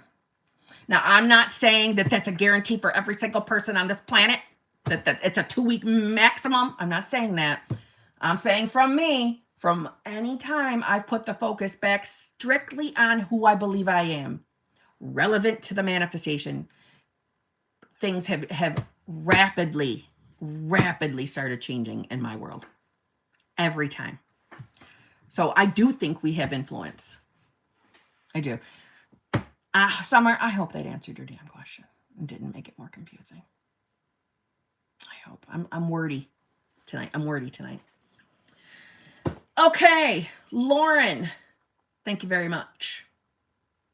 I don't affirm and I don't script. Occasionally I would. But I feel my dream coming for me. I just do. For me, it's the feeling. I love this feeling. Lauren, I am loving this for you. It sounds to me that you are in the knowing. In the knowing. The knowing. The knowing feeling is the best fucking feeling in the world. It is a comfortable cockiness. It's a comfortable cockiness that you know you're going to have your shit. You know that manifestation is going to happen. It's a fucking amazing feeling. I love the knowing, and it sounds like that's what you're experiencing. So this is good. This is very good. And I'm happy for you. Nicole Leo. Tips to manifest someone sober. Thank you. Okay. Nicole Leo. Well, we can manifest for anyone. It's no... No, I don't know what that is. Stop it. Okay. Jesus Christ. My fucking Siri's trying to make phone calls from my phone. My watch. All right. I'm sweating my balls off. My hair is driving me nuts. I'm putting it up. You're going to have to suffer with it, okay? So, we can manifest for anybody. Okay? Now, I know this part's going to be annoying. Well, I think it's going to be for you. Just like things are relative, right? Meaning who you believe you are relative to whatever it is. You're saucy Kim, that's what I'm talking about. Literally saucy, like on fire saucy, sweating her balls off. Hey, y'all, like this live. Thank you very much, Ashley. So, when we want to heal another person, we want to, get better health for another person. It does matter who we think we are. Who we think we are relative to that. Meaning, you being the version of yourself who is having the experience with that person, that specific person, being sober. Being sober. And then it's you seeing them as being sober. So if you like to affirm, you are going to be affirming things like, whoever this person is completely sober, alcohol free, or whatever they're getting sober from. Throw in the right terminology. They are 100% healthy and perfect. They are living this wonderful, healthy lifestyle. I can't believe how quickly they got sober. I like past tense. That's just my go-to. So even though you might have, and I don't mean this from a limiting belief, but you might have moments where you're seeing them show up and they're not what you're manifesting just yet. Don't panic and don't start thinking it's not working. Deny your senses, right? That's what manifestation is. Denying our senses, denying what we're seeing in the 3D. My parents also weren't sober, so I think it's for sure my self-concept here. And and you know what though? This is not something to be beating yourself up for in any way, shape, or form. Please. No. It's you just I guess it's because I think it's so comforting that I can just decide that this is my life now. This is who I am. So to me, don't even look at it as like, oh, fuck, it's my self-concept, my fault. No. Look at it as empowering. I just get to choose. No, this isn't happening in my reality anymore. This is not who I am. This is not my experience. I'm living the experience where, this person is 100% healthy and perfect, totally sober, living a healthy life. That's the life I'm living now. And just like any other bridge of incidents, literal, logical bridge of incidents will play out, or like the orchestration begins, and it'll lead to your person getting sober. It's no different than seeing someone healed from cancer or any other sickness. It's the same idea. And really, it's just like manifesting a specific person when we want them to show up a specific way. It's kind of the same exact thing. So please don't see it as something that has to be difficult, because it's not. It's not. Manifestation itself is easy. Our hearts, when they're involved in the situations, that's when I think that we feel like it's harder, because we're more invested, because our heart's there, right? Like most people, not all, but 99.99% of the people that intermingle with me think they're SP category, and money is another popular one that I see a lot. That the SP and the money categories are the ones that feel so extremely difficult. Well, no, it's because you're so invested, because your heart's in it. You want this experience badly, but it's not harder. It's just because of your investment. It's just the heart. It's just the heart being involved. That's how I see it. But it's not any harder. Don't be fooled by that thinking, because it's not. Thank you so much. Yes, it's my SP. I want to not have addictions anymore. You can do this. You can fucking do this. It is doable. Oh my God, yes, it's doable. Hell yeah.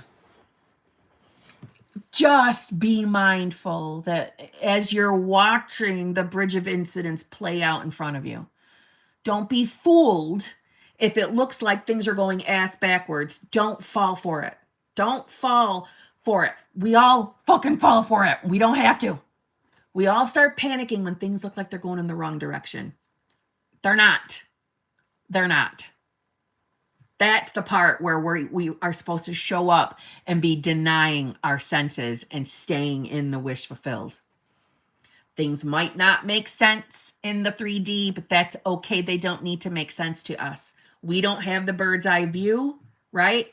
Stay focused on seeing them as sober, and I'm telling you, it'll work. It'll work.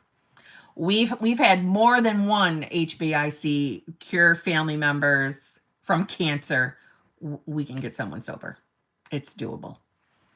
Okay.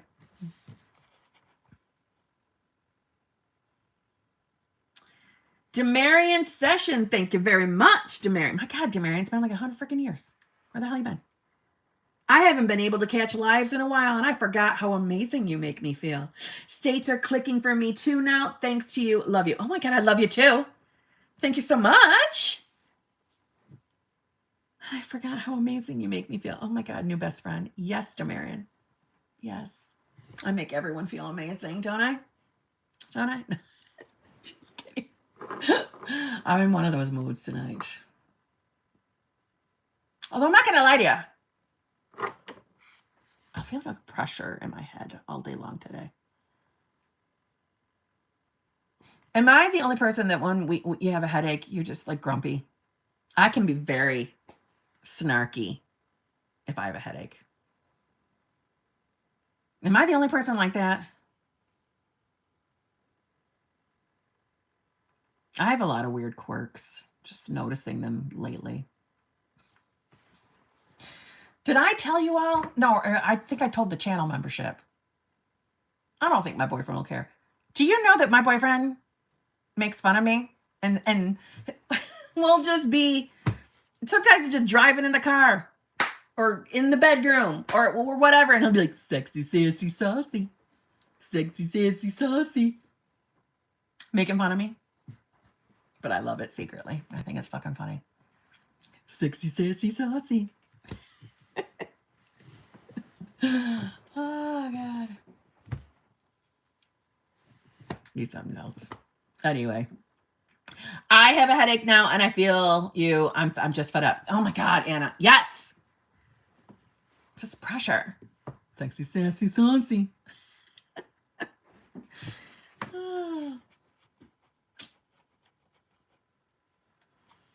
Need something else. Rhonda C, member for 9 months. Thank you very much. Hi, beautiful friend. Well, hello. I had a change in my 3D. My dad passed too. Oh my God, Rhonda.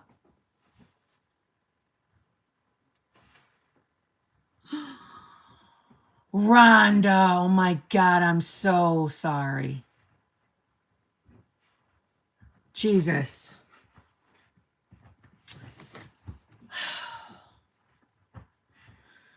My dad passed 2 weeks ago. I know he's with me, so been treating myself with grace. My 3D with my SP is in the upside down, focusing on myself and my state. Well, first of all, yes, please be giving yourself grace. Please. As far as SP, don't even stress it. Don't even worry. We'll snap, crackle, pop his ass. We'll fix that. Don't even worry about it being in the upside down. Don't even stress the manifestation game. If you're not feeling it because you're in the midst of, you know, allowing yourself to mourn and heal, that's okay.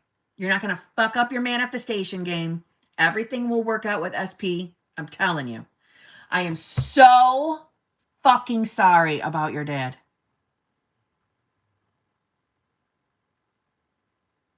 Oh, Lord. Jesus, Rhonda. I am so incredibly sorry. So sorry.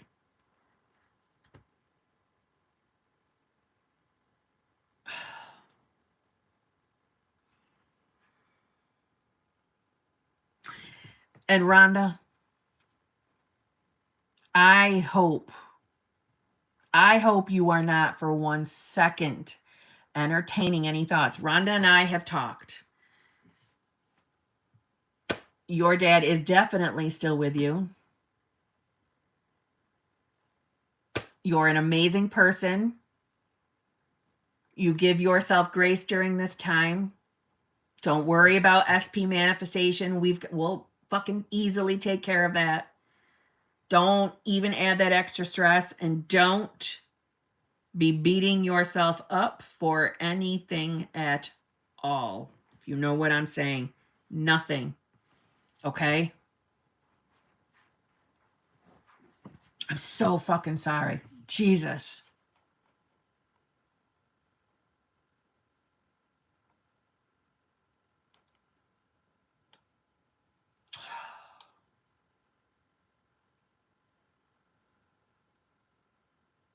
I just can't judge now. I just feel so fucking sad for Rhonda.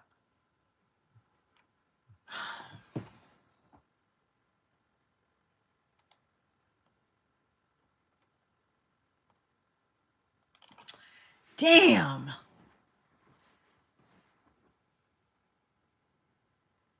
I can't stand when HBICs have losses. It just makes me feel terrible.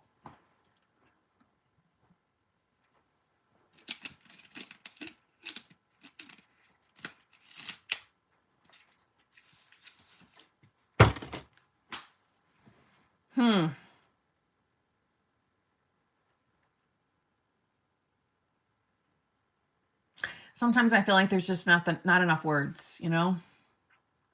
My mom and I are working through this with love. Dad was great through everything with no pain at all. So we experienced a miracle.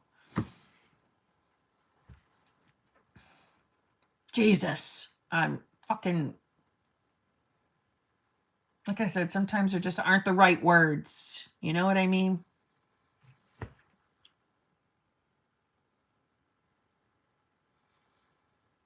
And just saying I'm so sorry just doesn't feel like enough in this moment. Damn. Ugh.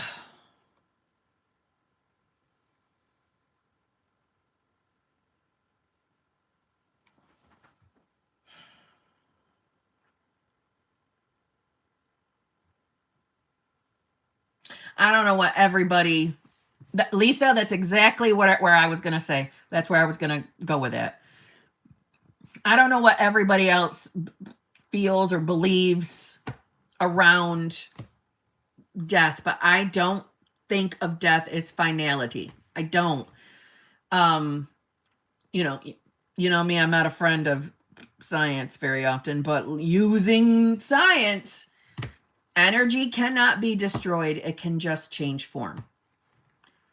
And we're all energy. Everything's energy, right? I don't think that when we die, we're just gone. I don't. I look at it as almost like graduating high school, meaning this is high school. We graduate when we pass. We change form. We get more access. It's like getting the backstage pass. So meaning that our lost loved ones are still here intermingling, but they are free to go wherever they want to go to all the places that we don't have access to, but yet can still intermingle with us. So I think they're with us still. And I know I've told you all that without question, I still talk to my great aunt Margaret. I do. I still talk. I still think of her as being with me. So that's just my thoughts on it. I don't know what everybody else believes in, but I don't think that we are separate from them. I think that they're still with us. I really do. So I believe, Rhonda, that your dad is still with you. Very much so. Salty Margaret is your middle name. Have we talked? Have we talked? Yeah, I know we've talked. We got to talk more. I love that name. It's very special to me. Very, very special. Yes, my great aunt Margaret. My grandmother on my mother's side, name was Margaret as well. And it's also my middle name. My middle name is Margaret, for what it's worth. How weird is that? There are no coincidences. Okay? And that's another thing my boyfriend does. He calls me fucking Margaret a lot. You know what I'm saying? I'm like, I hope you don't think that you're fucking picking on me by calling me Margaret, because I fucking love that name, okay? Because I love my great aunt Margaret, so I don't care. And that makes him instantly laugh, because I go off every single time like that, every time he says it. Like, I hope you don't think you're fucking picking on me with that, because that doesn't fucking bug me, all right? I love that fucking name. And then he'll burst out laughing, because he only does it to get that response. And I fall for it every fucking time. Just so you know. And that's why he fucks with me. Because I am secretly gullible. Really bad. I fall for shit all the time. But anyway. Sexy, sassy, saucy. He's so stupid. That's what I tell him too. You're so stupid. You're so dumb. He does love the saucy side, Rhonda. That's right. I love him. And then, you want to know another thing he says? So, we were on the, he's probably going to be like, bitch, why are you telling him about all our stuff? But I keep some stuff private, but some stuff's funny. So, I'm trying to think, what did he say? Oh. He's like, I love you. And I say, I love you too. And he's like, do you? And I'm like, yeah. And he goes, you fucking better. You fucking better. I do. And then sometimes I say to him, you fucking better. Best fucking thing that ever fucking happened to you. He laughs at that. I don't think it's funny. I am the best fucking thing that ever happened to you, bitch. And he laughs. All right.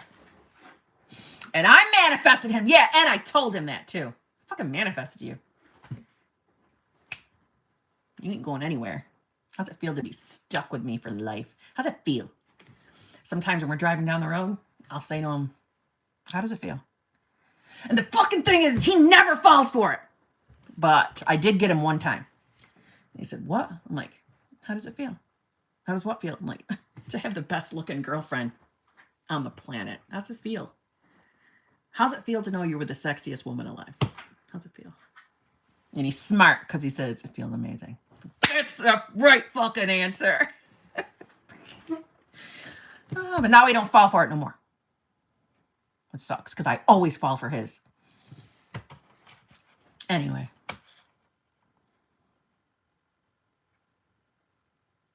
Heaven was it. Kim! SP is back! showed on my doorstep with 3 flowers on his knees, begging me. Did I say purr or did I not say it? Hell yeah, I did it. Heaven. I am so fucking happy for you. Heaven. I'm so happy. This is amazing. Well done. Hello, success story. Well done. Well done. Yes. Girl. Purr. I'm loving it. I'm loving it.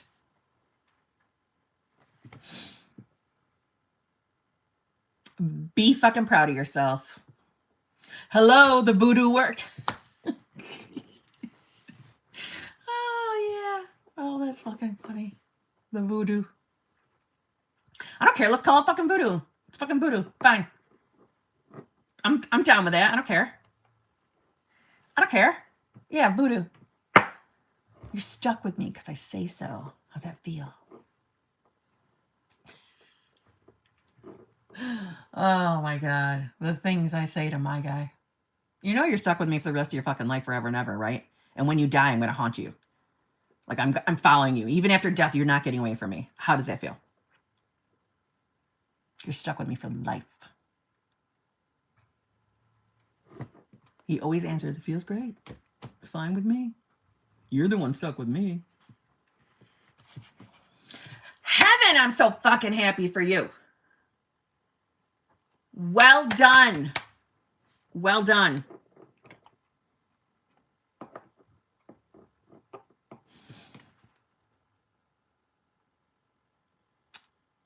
Kim, how did you tell your SP about manifestation? I'm curious how I will when he's back. I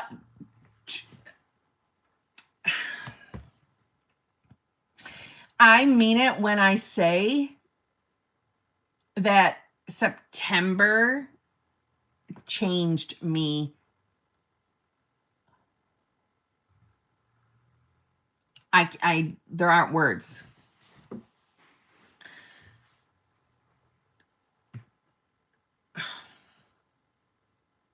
The girl I was September 1st compared to the girl I am, or the girl that came out on October 1st, because it really was the whole month, are 2 different people. I am a totally different person.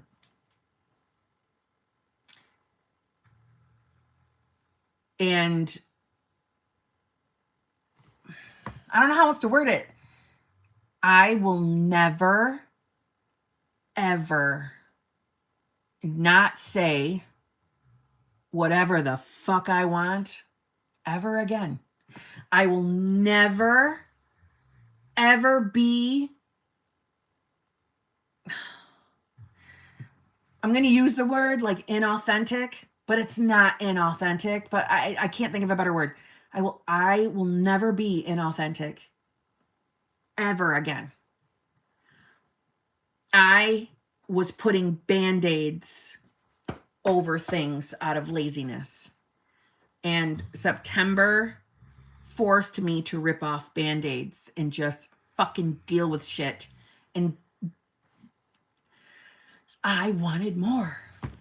I wanted more. This needs a video, honestly, and I'm gonna make one. But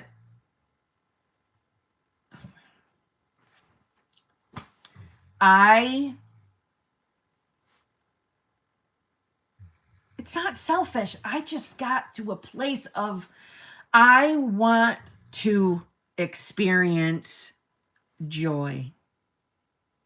Real joy. And I felt like I reached a threshold, but I knew that threshold was bullshit. I knew there was more.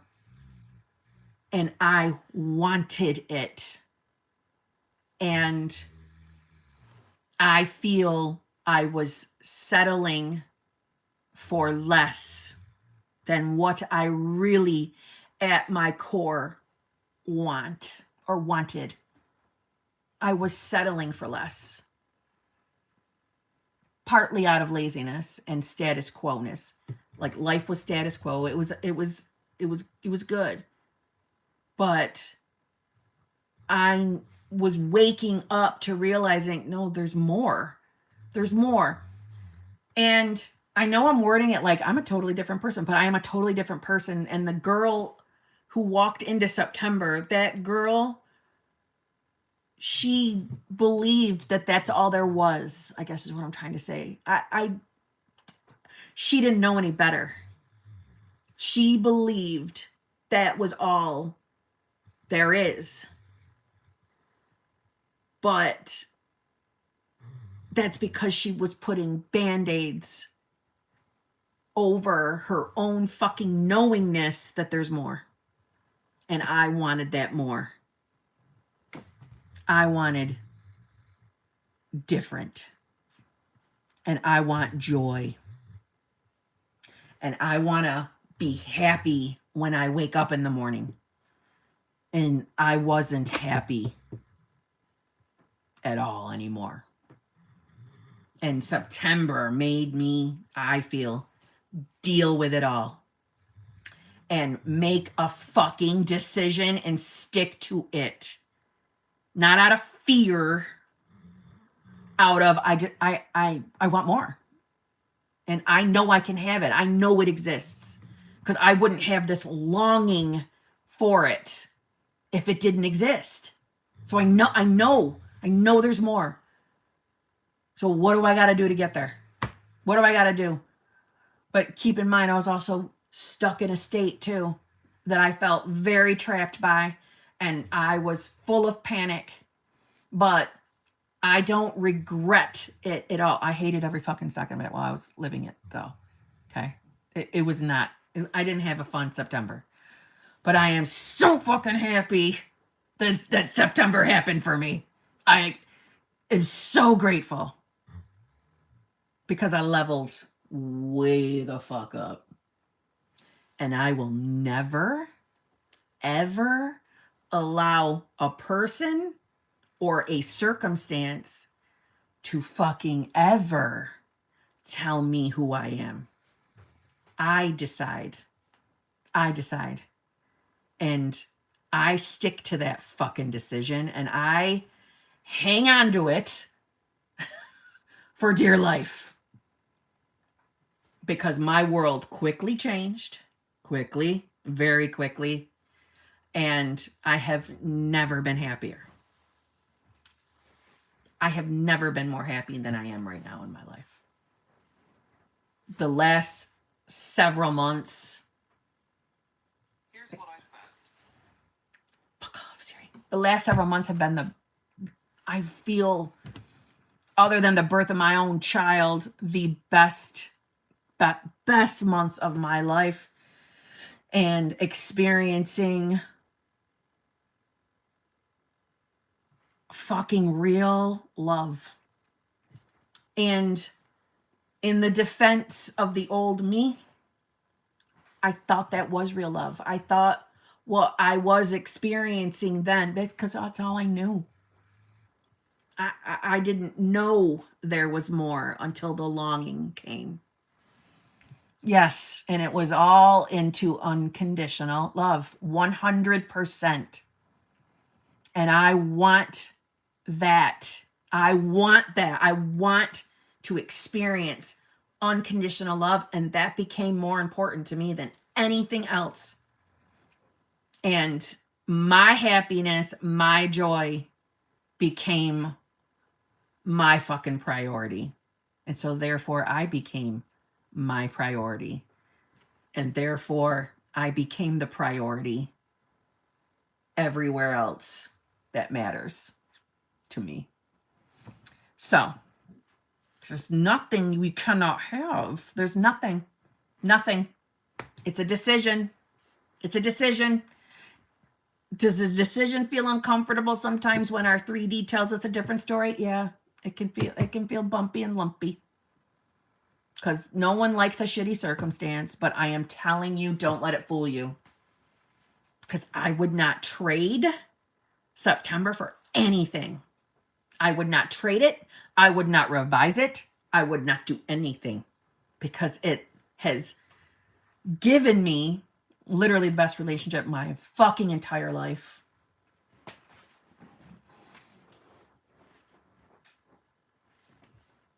Best relationship of my entire fucking life. I wanted to experience what it's like to be unconditionally loved by someone, as well as being able to laugh and fuck around and break chops with that person, and both feeling this mutual pulling for each other too. Meaning needing, don't want to be away from each other, feeling. And it's mutual. It's not one-sided. It's none of that limiting shit. It's both. I want that, and I will not settle for less. And I have everything I want to the T. And it's only because I decide who I am every fucking day. And it's why I keep shoving it down your throats, because I know it fucking works. I know it fucking works because I'm living it. I know it works. Decide who you want to be and stick to it, and don't fucking settle for less. Don't accept less. You don't have to. Be authentic to yourself. Be honest to yourself. Be honest with what you're really thinking in your mind relative to what you're manifesting. Be honest. Be authentic, and your fucking world will change. Without question. For the better. Don't put the Band-Aids on out of laziness, because I was. Listen, putting Band-Aids on. Well, when I say putting Band-Aids on, I mean settling. Settling for things that you know in your heart of hearts, because you don't feel like arguing, you get into that mindset of, you know what, it doesn't matter. I really don't care. We can do this. That's fine. That's fine. I really don't even care. It's not that big of a deal. We'll do this. I'm not saying that you've got to be a pain in the ass about every fucking thing. I don't mean it from that perspective. I just mean it's okay to be fucking specific with exactly what you want to experience in your fucking life. You know? I'm not saying we don't ever have to compromise, or you don't have to, if you want to compromise, that's not what I mean. But when you catch yourself that you're doing it all the fucking time,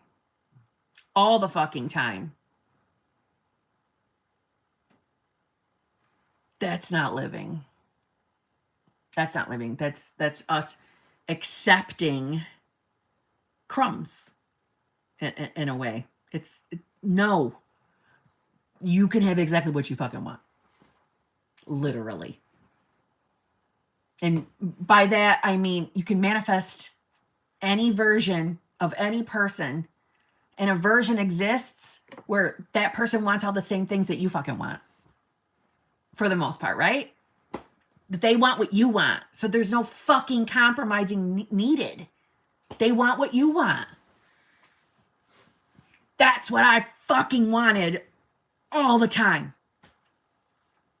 But instead of facing that, Band-Aid, because it was easier, because I didn't feel like it. I didn't feel like working on it. I liked the state I was in. I was comfy in my state because everything was smooth, right? Everything was smooth sailing, status quo. But to me, that was the beginning of slipping.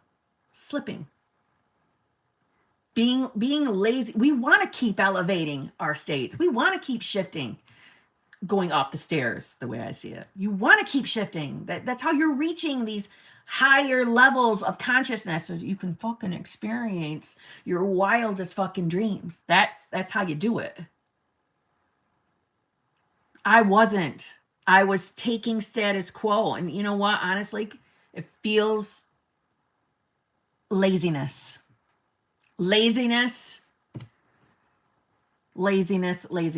Status quo was just okay. So I just was sitting there. Well, guess what? That's not going to last forever.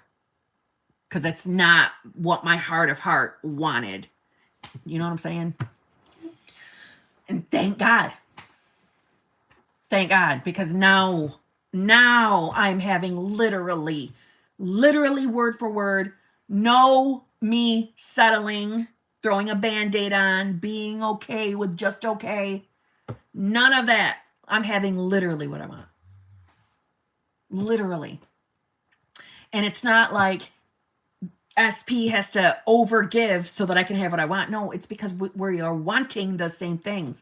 I have that version of him. You know? Oh, it's just fucking awesome. And every fucking one of you manifesting an SP can have the same exact thing. If that's what you're wanting. You can have it too.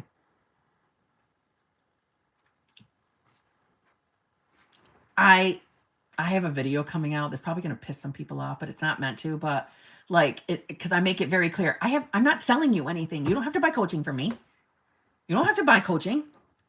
I don't have a fucking course to sell you. Me telling you my story, me sharing my experience isn't, you know, so that in 2 minutes I can throw the commercial up about how I have a new course for you to buy. I'm just sharing it because that's my life now, and you can do it too. It's called a decision. It's decide who you want to be. That's it. It's free.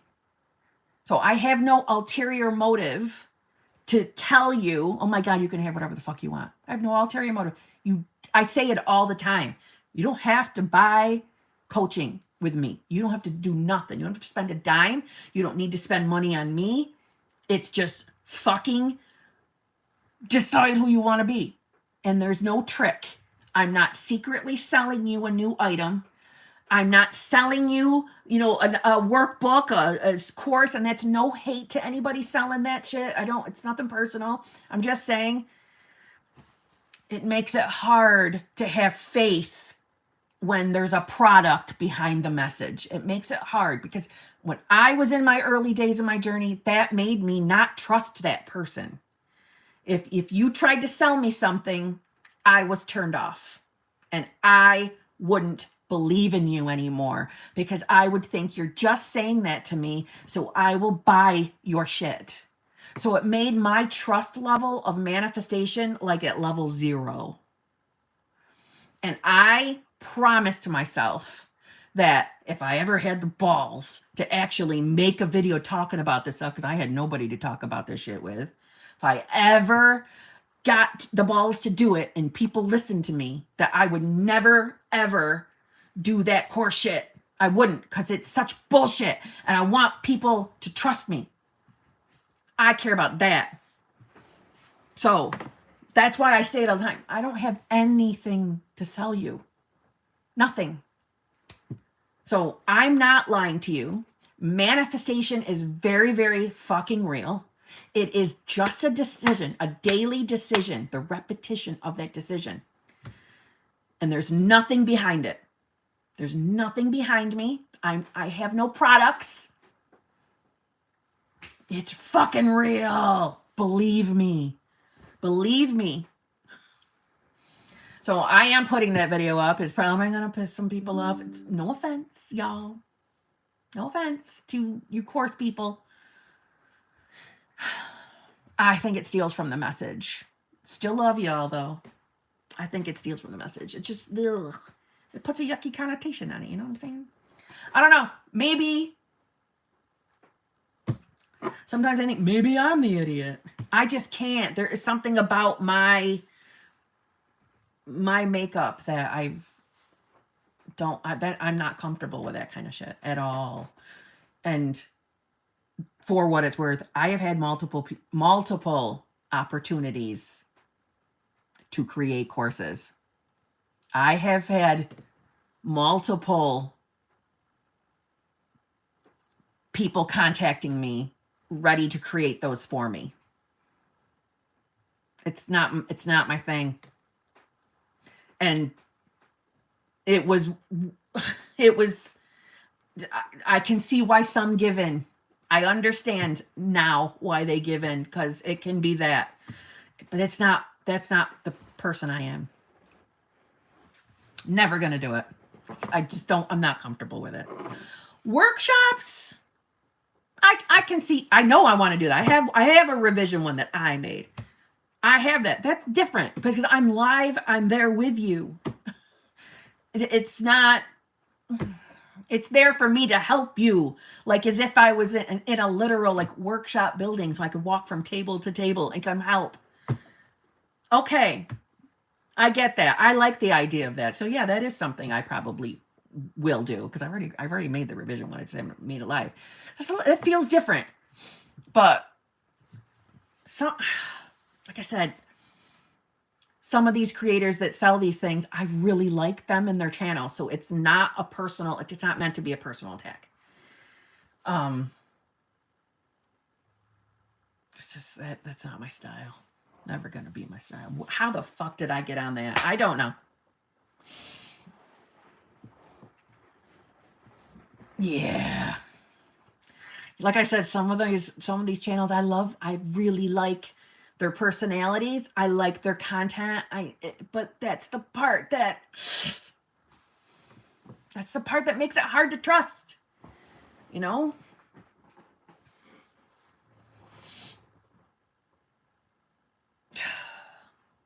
But anyway. So, we left off on heaven having successes.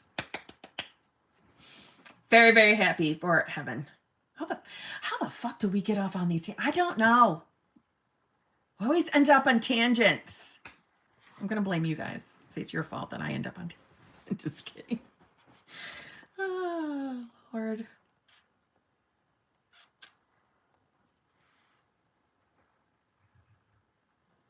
Thank you so much, Seven Tentacles. Kim, you're the best authentic manifestation baddie out here. I fucking love you. Thank you so much. There's tons of free content. You don't need anything. I totally agree. Totally agree. And damn it, I think I have like 500 something uploads. There's got to be a video somewhere on my fucking channel that answers your question. Has to be. There's 500 something videos. I just saved 15% by switching to Kim. I love that. I love that. All right, literally 7 tentacles. What are the chances? What are the chances? Oh my fuck, I can't talk. Can I affirm being free of things like shame or fear? Absolutely, yes. I know I can manifest anything, but get anxious like I'm afraid of what I want because I might fail, lose it, mess up, etc. Yes, that's a good night, Raven. Listen, that's a pretty common fear for what it's worth. I think a lot of people are afraid to give themselves, like give into like the full effort, even though it shouldn't be effort, but it feels like effort sometimes. Afraid to put the full trust in manifestation because of the fear of failure. The fear of, oh my God, if I go all the way in and then it doesn't manifest, now what? But as far as you being able to affirm that you're free of anxiety, free of fear, absolutely, yes. You can affirm for anything you want. And always know that it doesn't matter if you use, negative words, as in like, I am free of fear. There's nothing wrong with you affirming that. That's not going to keep fear alive, right? You can use any wording you want. Any wording. I was someone that used to believe that you couldn't use negative words. Like the affirmation, I used to want to write, I am debt free. But then I was afraid because I was using the word debt. So my God, I'm going to manifest more debt. I realize how stupid that sounds now, but I did believe that at one time. And I'm pretty sure there's a video of me saying it somewhere. I'm not deleting it. I refuse. I'm not deleting videos. You need to see my change. But yes, you can affirm for anything. And listen, you can be deciding that you're the version of yourself that doesn't have any of those limiting beliefs or limitations or those fears. You're the new version of yourself. You don't have that anymore. And yes, you can use affirmations to decide you're this version. But yeah, hell yeah. And listen, you're not going to fail. You're not going to fail. Manifestation is a motherfucking journey. It's a journey of evolvement, if that's a word. Is that a word? But we're evolving, we're growing, we're shifting. So you're not going to be your old version, right? We're shedding that shit. So there's nothing to fear. You're not going to fail. You're going to keep evolving. The only way we look at things and see it as failure is because we're misinterpreting our 3D. We are looking at a circumstance, and from our logical, literal viewpoint, it looks like, oh God, manifestation failure. It didn't happen. Total opposite circumstances here. No, we are not understanding how this circumstance plays into us getting what we want, but it's going to. So we're not failing. There is no failure. It's just a misinterpretation of the 3D. Why have I not used it at the phrasing of like that all along? I'm so going to coin that. It's the misinterpretation of the 3D. Thank you very much. It's a misinterpretation. I like that.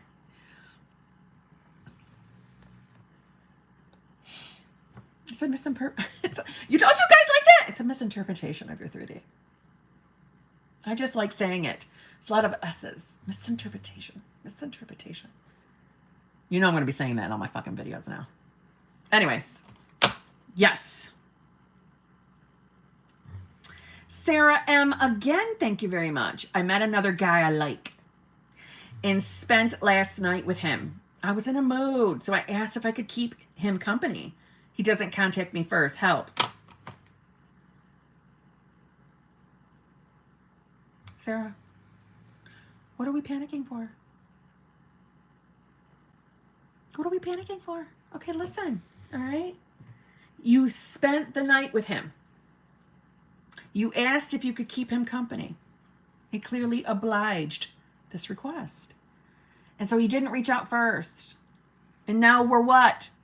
Are we giving it an instant shitty meaning? Are we instantly thinking, oh my God, he doesn't like me anymore. He didn't contact me. He didn't contact me first. He doesn't like me anymore. Oh my God, he's over me. He's ghosting me. No, that's you deciding that.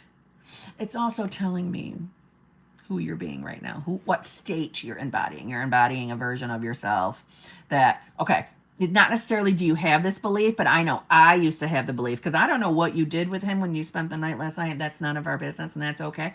But I will tell you, I used to have a belief that if I gave it up too fast, then the guy would just disappear.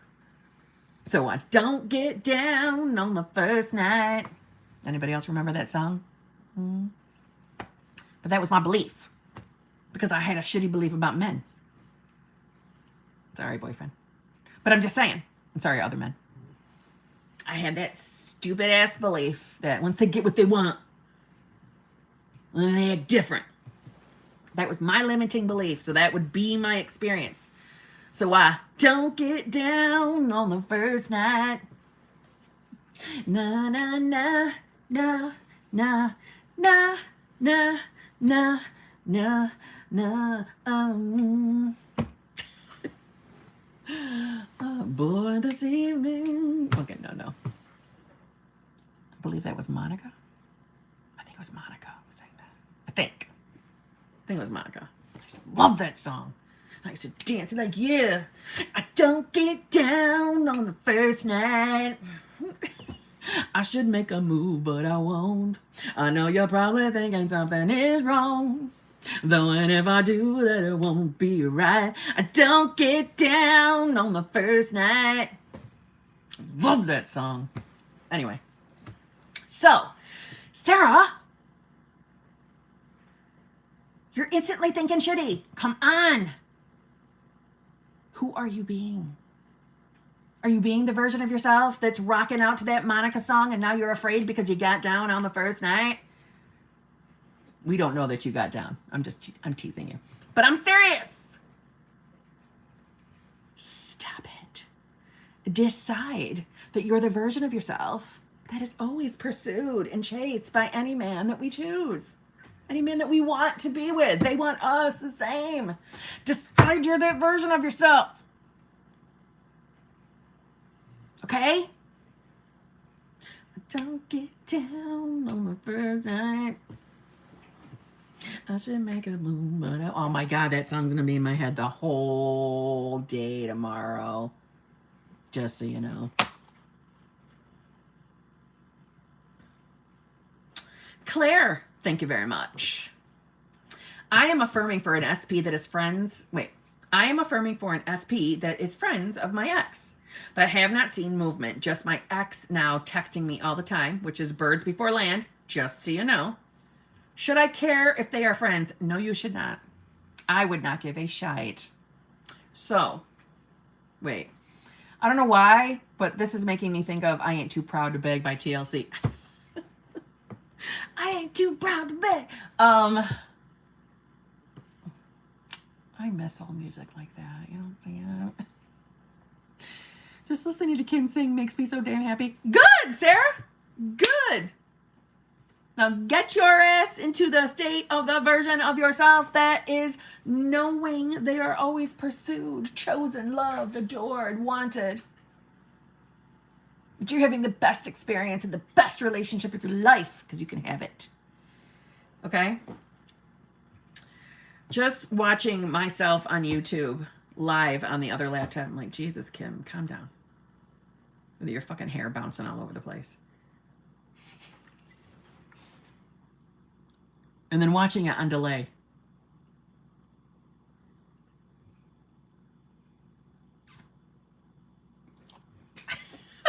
Watching myself. I don't normally go back and watch my own videos. Like after I edit them and upload. Unless I do a premiere, I don't watch myself. It's so weird. But no, you should not care. No, it does not matter. Why are you letting that bother you? Who gives a shit if he's friends with your ex? But you do know, okay? God, I missed you. You really know how to spark joy. That's what I'm talking about, Marion. Missed you. Claire, listen. All right? Hold on. Lost my train of thought. Wait a minute. All right, Claire. Your ex showing up, blowing up your phone, wanting to be around you and shit, that is BBL, darling. That is BBL, okay? So don't worry about, like, okay, I'm not seeing movement with the friend. Is it because he's friends with my ex that I'm not seeing movement? No. Only if you're thinking so. No. That does not matter. You will see movement. You will. You decide that you're the version of yourself that's having whatever the fuck you want. But them being friends, that doesn't have to mean shit. It's your reality. Your ex isn't the boss. You are. Okay? Joy and pride. Oh, thank you for that freaking super sticker. Thank you so much. DK, thank you very much. I feel like I play whack-a-mole. I get exactly what I want, and then something pops up. Then I whack it down. Then the next day, icky thing pops up. How to stop? Okay. This sounds like hot and cold behavior to me, though. I'm just going to keep it real. Okay? So we want to call it whack-a-mole, we'll call it whack-a-mole. But it's definitely hot and cold behavior. Hot and cold behavior is a direct reflection of you having hot and cold thoughts. Or it's your state. So let me say this. If you're constantly putting out the whack-a-mole, right? If we're constantly in that mindset, do you see how that instantly tells me, okay, then you're being, I think, someone who is consistently concerned with every single individual, teeny tiny, unimportant little circumstance, messing with the middle, worried about circumstances in the 3D as opposed to putting the focus on the end goal. The end goal is you being the version of yourself that has your, I think, SP, full manifestation. See, that hot and cold behavior is quite similar, if not, it really is the cause, is from the messing with the middle. The worrying about every individual thing that pops up and seeing them as obstacles. So that's why we got to fix them. Whack-a-mole. That's why we got to fix them. We got to fix the little circumstance that popped up. So, all right, SP was full of giving, loving, fulfilling attention on Monday. Slow down on Monday. Right, is that the words? No, I don't know. Forgot the words. Lose my sense with you. Sorry. I love that song, Saturday by 21 Pilots. Slow down on Monday. What happens on Wednesday? Well, SP was awesome on Monday, but on Wednesday, they're acting like twats. And maybe they didn't call you. So now you're seeing it as, oh, fuck. I need to manifest them calling me. I need more communication. I need to hear from them more. Let's focus there. When all we should have been doing was loving every second of the fun that was happening on Monday, and then focusing back on you having your full manifestation, not the circumstances, because they don't matter. They really don't matter. They're manifestation of who you have been, but we don't have to whack-a-mole, I guess is what I'm trying to say. We don't have that whack-a-mole mentality is hot and cold mentality. That means we're focused on 3D, attached 3D. We're losing our shit when the cold behavior shows up because we don't really think we are these versions of ourselves. We're not being the version of ourselves who knows we're having what we want. We're letting the 3D dictate that.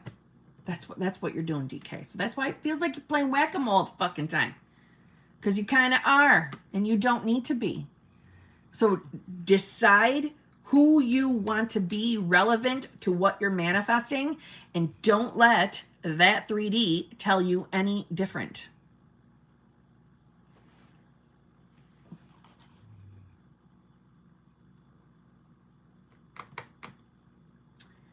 Pancakes, thank you very much. Hi, Kim. Thank you for going live all the time. SP and I are meeting in March. I know the meeting will go well, but I'm nervous about seeing him. Why are you nervous? And this, oh, you know what? On my end, I don't know how it shows on your end, but Pancakes, this is the first super chat you've ever purchased because there's all sorts of celebrations going on my screen for you. Not sure I understand. Fuck me, Siri. I mean, Jesus, just shut up. So thank you so much for the first super chat. I have never seen YouTube point out, but they are pointing it out on my end. So it says, let's celebrate the first super chat for Pancakes. So we're fucking celebrating. All right, but no, really. Why are you nervous about seeing him? What are you afraid of? All right, I'm nervous because I'm not sure. Because I'm not sure I'll act around him. He wants me to go to his house and see his dogs like I used to. So you don't have to be. Who do you want to be? You have all the choice in the world. Who do you want to be? You want to be calm, cool, collected, knowing that that man is head over heels in love with you. That's who you want to be, I'm assuming. And you're wanting to be in the knowing that that man is treating you like a goddamn queen. And that we don't care about the 3D. We don't let the 3D control us. We are deciding that we are the versions of ourselves who can have whatever we want. We don't have to worry about anything. We get to feel safe and secure. That's who you want to be, probably. I mean, because I don't know for sure what you want to be, but I think that's probably what you want to be. That's what I would want to be. So you don't have to worry about how you're going to show up and act in March. You start working on deciding exactly who you want to be. Make that your primary focus, and you're not going to have to fucking worry about anything in March. You're going to be so fucking set, calm, cool, collected in the knowing. Things are just going to run smoothly. There'll be nothing to fear. Okay?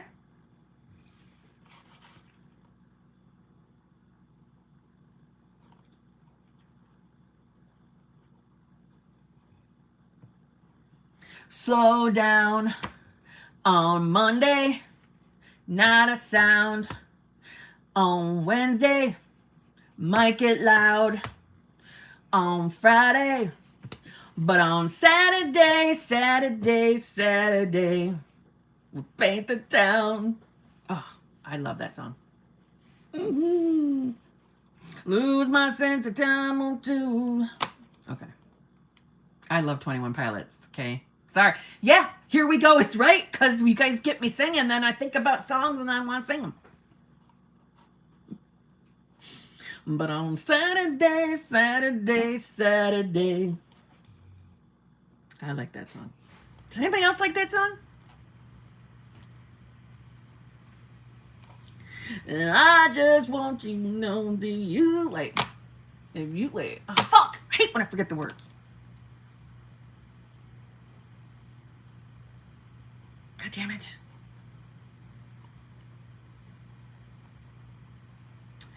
Ooh, did I skip some? Not on purpose, I didn't. Fuck.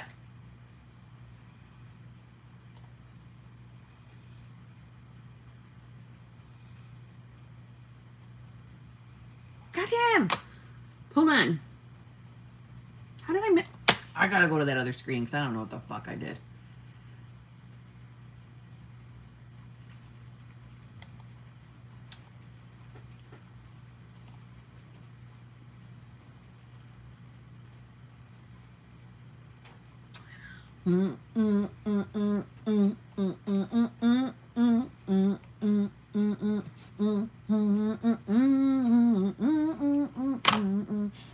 I love that song.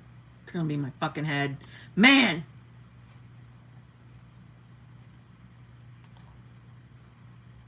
Catch me floating circles round my fishbowl.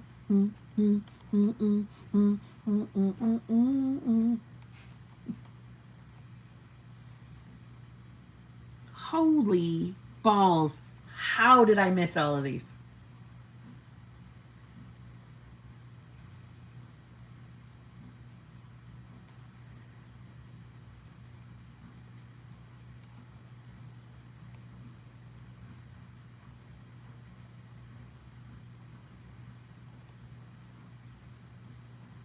Okay. Aunt fucking sip. Aunt sip. And isn't it wonderful video? All that works for me.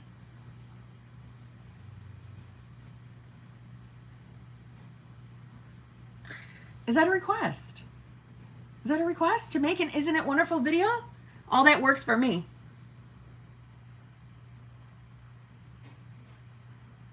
Listen, you gotta spell shit out to me, Aunt Sip. Are we still talking about fucking poor pancakes?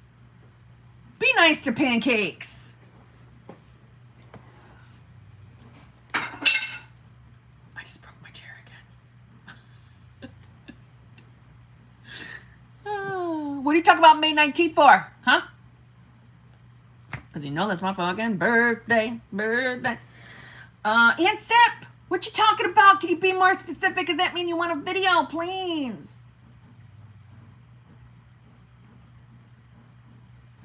Lose my sense of time on two.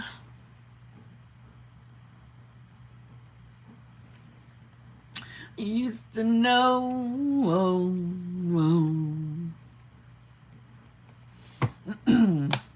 Sarah, your birthday's in May? Love it. Waldo, thank you very much. What did you feel like right before your SP manifestation? Can you explain how your state was? Of course I can. I'm going to refer to the last few months, okay? So September sucked tits, right? Right? So literally it was like the fog started coming off of me literally October 1st. Literally. So I was in a shitty state most of September, okay? So October 1st, on the nose, it's when the fog started clearing and I started feeling a little bit lighter. And I would say like the first week in October, I just started feeling calm. But I wasn't forcing myself to get into a state because I had struggled the entire month of September to get or stay in a more favorable state. I'd be able to touch it briefly and fall right back, which was so fucking frustrating to me. I was being very, very hard on myself. And, you know, me panicking wasn't helping the situation, but that was all state related too, right? Because that's the perception I was having of my 3D experience, of the perception of myself, all state related. And I couldn't see things clearer because of what state I was in. So anyways, so I'd say like the first week and a half of October, I started feeling lighter and lighter. And when I like say, like crawl my way to a more beneficial state, that's what I felt like I was doing. And I think that was more just the uncomfortableness of September, that I felt like, oh my God, I'm fucking crawling my way out. But I started to feel, this is gonna sound stupid, but I started feeling excited for life again. And I know that sounds weird, but that's how I felt internally. I started feeling excited. So I still don't think that was my instant most beneficial state. I was working my way towards it. And I would say by the second week of October, I got into this, it's the state I'm in now for what it's worth, but it was new kind of state for me. I don't know how else to explain it other than I knew that I was about to experience a level of love that I've never experienced before, but I just knew it. But I wasn't sure, obviously, what that was going to feel like. So yes, a request, Aunt Sip. Gotcha. Okay. I had a knowing, but when I was working on embodying it, the wording I was using was simple. You know, I'm finally in the relationship of a lifetime. I'm finally experiencing unconditional love. It was simple things. I would just talk to myself like that. But it was an inner excitement, but a fucking knowing, like I knew it was coming. And it felt like I was on top of the fucking world. On top of the world. But that feeling was very new to me. I'd never felt like that before. So I don't have the right words to explain it. So the more, the more excited I was getting to be in that state, the easier it was for me to stay in that state. And by the second week of October is when my old reality had completely collapsed and was gone. And my new reality was like rapidly growing around me. Rapidly. Fucking rapidly. Like, it felt fucking amazing. And things were just fucking changing. So it was easy for me to stay in that state. Very easy. So I don't know if that answered your question, but I felt like on top of the fucking world. On top of the fucking world. Very excited. Very excited. And then by the third week in October is when I was seeing SP manifestation beginnings. Like the second week in October, I was seeing the sprouts. But by the third week, I was seeing rapid changes. that just started. Oh my God. I don't know how else to describe it, but it felt like that kind of a feel. I know how crazy and just loony that just looked because I'm watching it in a laptop right in front of me. But that's what it felt like. And the world around me was feeling like that in a wonderful, wonderful experience. Wonderful. And I have not looked back. And it's been on fuck my life, Siri. It's been wonderful ever since that. I don't know if that helped. I'm so sorry. You know what I'm saying? Okay.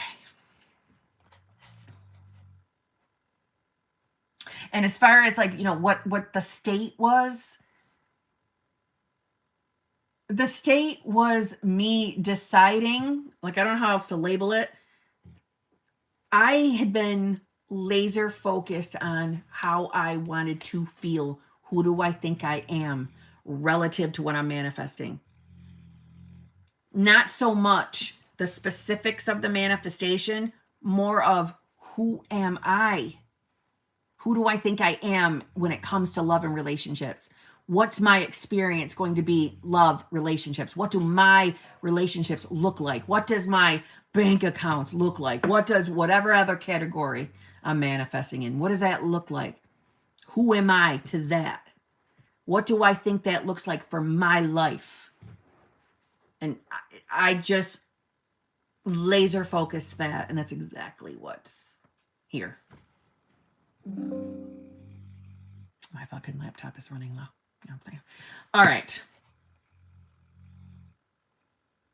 I'm going to answer quickly 2 more, and then my ass is going to bed because I gotta get up fucking early in the morning. Okay, Shorty Mac. Have we, man? Why do I feel like you've told me how to say your name before? I don't know if you've even asked me another question before, but I feel like I've seen this name. Anyway, thank you very much. I want to manifest someone, but he's in a relationship and he wants to propose to her. I've tried to keep positivity, but I've given up a month ago, but I still have a small desire to keep going. Help. I'm Siri. Pleased to meet you. I want to manifest someone, but he's in a relationship and he wants to propose to her. I've tried to keep positivity, but I've given up a month ago. But I still have a small desire to keep going. Help. All right, first of all, okay. It's not about you being fucking positive. You don't have to keep positivity. You don't have to do that. We're going to have fucking moods. Okay? Yeah, Siri fucking loves me. Jesus. Why do we give up? Why are we don't give up. But I'm not going to say SU too much, but just listen to me. All right. I want to manifest someone, but he's in a relationship and he wants to propose to her. That's a circumstance. I know it feels like a very real, solid circumstance. Okay. You need to decide who you want to be. Now, if we were on a one-on-one, we would do a little bit more talking because I would like to dabble into what your previous relationships look like so we can figure out who you have been when it comes to relationships so that you can decide that you're not that version anymore. So, we're wanting a specific person who is in your 3D choosing another person. Well, why is that? Who do you think you are when it comes to love and relationships? Are you someone that's not chosen? Are you someone who doesn't feel good enough? So that's why there's a third party in the scenario. We want to take a look at who you have been being relative to love and relationships. And now you want to get pretty specific on who do you want to be? Well, you want to be the person who's chosen. There's not a third party in the way, right? It's all about you deciding who you want to be relative to your manifestation. Don't fucking give up. Don't worry about the 3D circumstances.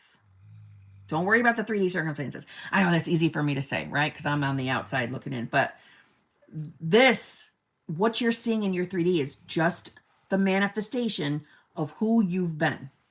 So because that person wants to propose to someone else, none of that sincerely matters, because they're just reflecting who you think you are. So you want to put the focus on who you want to be, whether you're using affirmations, visualizations, scripting. I've never been in a relationship, so I had trouble in that area. That's okay. You never being in a relationship does not fucking matter. We want a relationship because we think it's going to fulfill us or give us a certain feeling and experience, right? So there's a part of you that has this desire for a reason, because you're meant to have it. You're meant to have this experience. People think that because they don't know what they think it will feel, what do you call it? Don't know what it feels like because they've never experienced it before. That does not matter. Because then you just ask yourself, well, why do you want it? Why do you think you want it? Because you think it's going to make you feel a certain way. So there you go. Now you know what you think it would feel like to have it. And focus there. And as it starts coming in, you'll realize that we can get even more specific. And you'll realize it's giving you other feelings as well. Excitement, joy, fulfillment, love. So decide, who do you want to be? You probably want to be the version of yourself that is having the best relationship or the best first relationship of your life. Where you're the person chosen. You're the one chosen. You're the one they're pursuing. So don't fucking give up. No more giving up. You can do this. Ouch. Okay? Mystic Princess, thank you very much. I can't think of any reason why he wouldn't show up right now. I am embodying the version who has it, and 3D doesn't bother me anymore. Assumptions are in the right place. No spirals anymore. Anything else I should be doing? Okay. So it's ironic. I had almost an identical question like this today in a coaching call. Almost identical.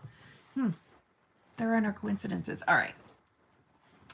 I can't think of any reason why he wouldn't show up right now. That's what I'm hearing. I am embodying the version who has it, and the 3D doesn't bother me anymore. Assumptions are in the right place. No spirals anymore. Anything else I should be doing? Okay. Instant manifestation. When Kim said she will be doing two more super chats, I said the last would be mine, and it is. That's right.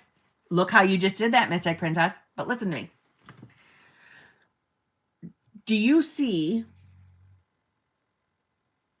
Let's read this together. I want you to listen to me. Do you see how this is telling you who you're being?